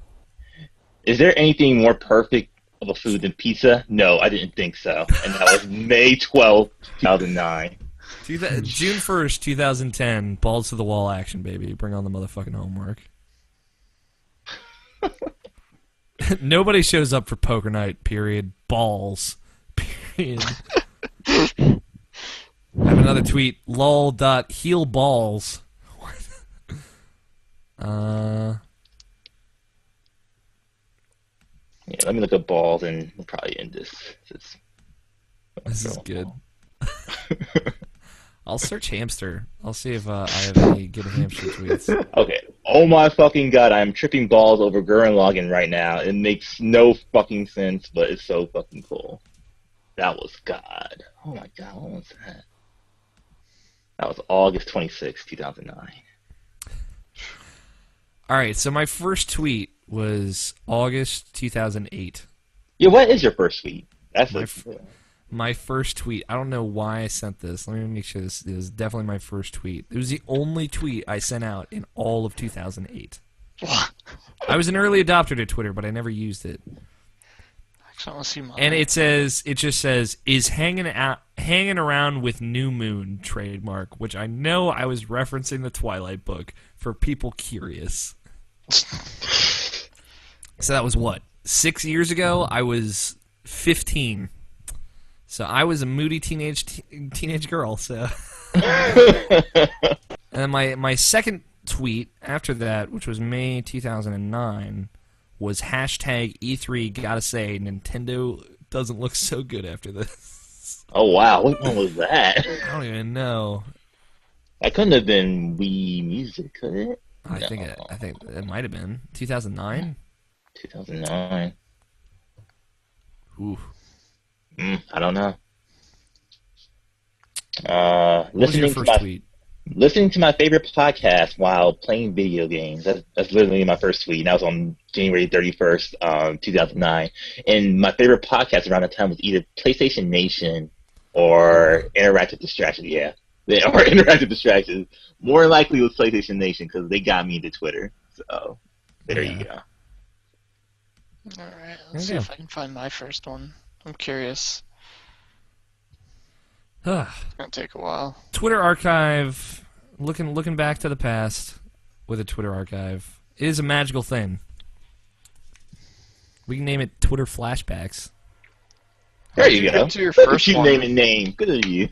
Oh man, I have them every once in a while. Oh man, But, I'm remembering all of 2008 now, and I'm really upset. Exactly. So if anybody's curious on how to do this, if you go into your settings on Twitter, there's a little space down there that says request your archives for like all your past and whatever. And then as soon as you do that, you'll get an email that'll give you a zip file that has all your old tweets on it.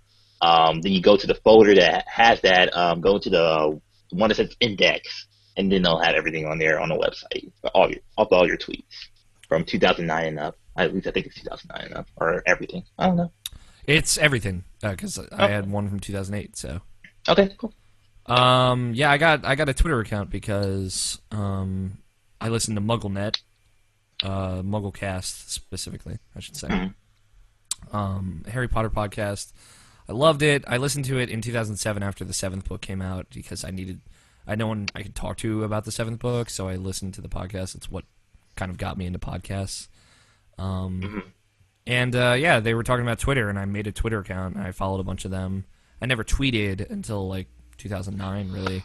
Yeah, that's kind of the same with me. Like I was a fan of I still am the fan of like the Bridge series and stuff like that. And I was a fan of Naruto, the Bridge series at the time when they were actually good, and that was a long time ago.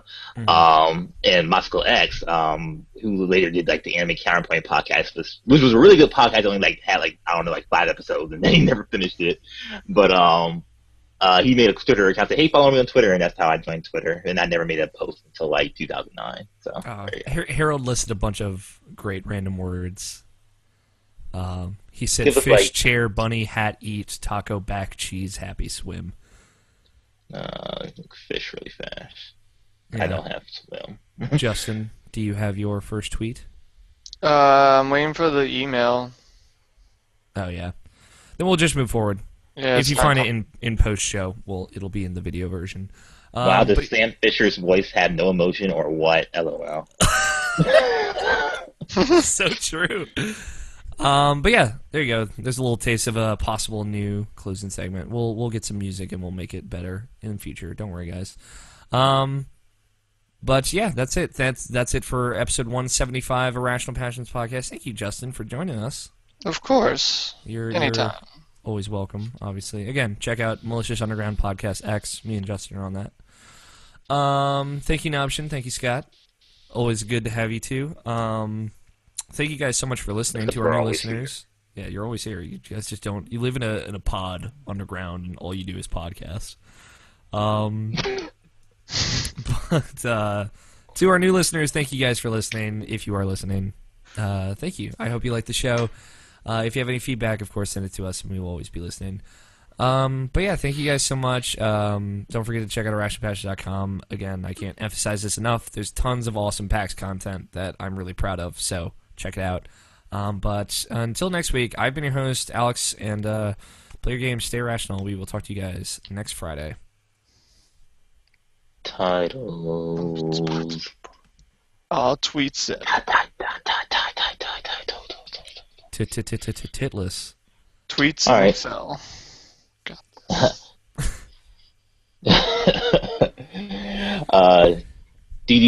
Okay, first title. Do you taste the fish? Hashtag PAX Strange. Crawling on all floors. And then you're invaded by aliens. Beauty and the Beast.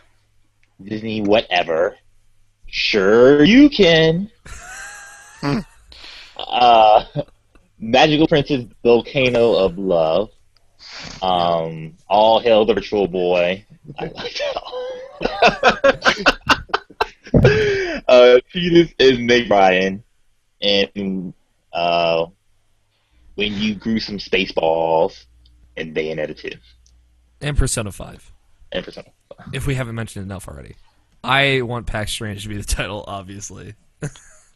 I want All Hail the Virtual Boy. I'm with the Virtual Boy. Yeah, I think I'm with the Virtual Boy as well.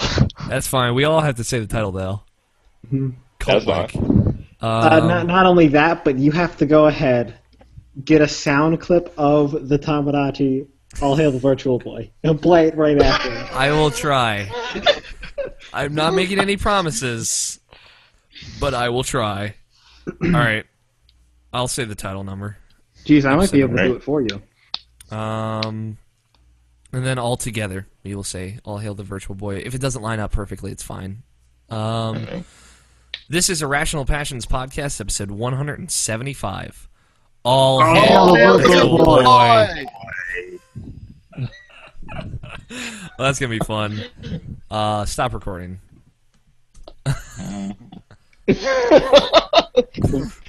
That's a good one. Yeah. Oh man. Okay, so my first tweet. Thank you, everyone who watched. We love you guys. We will talk to you guys next week.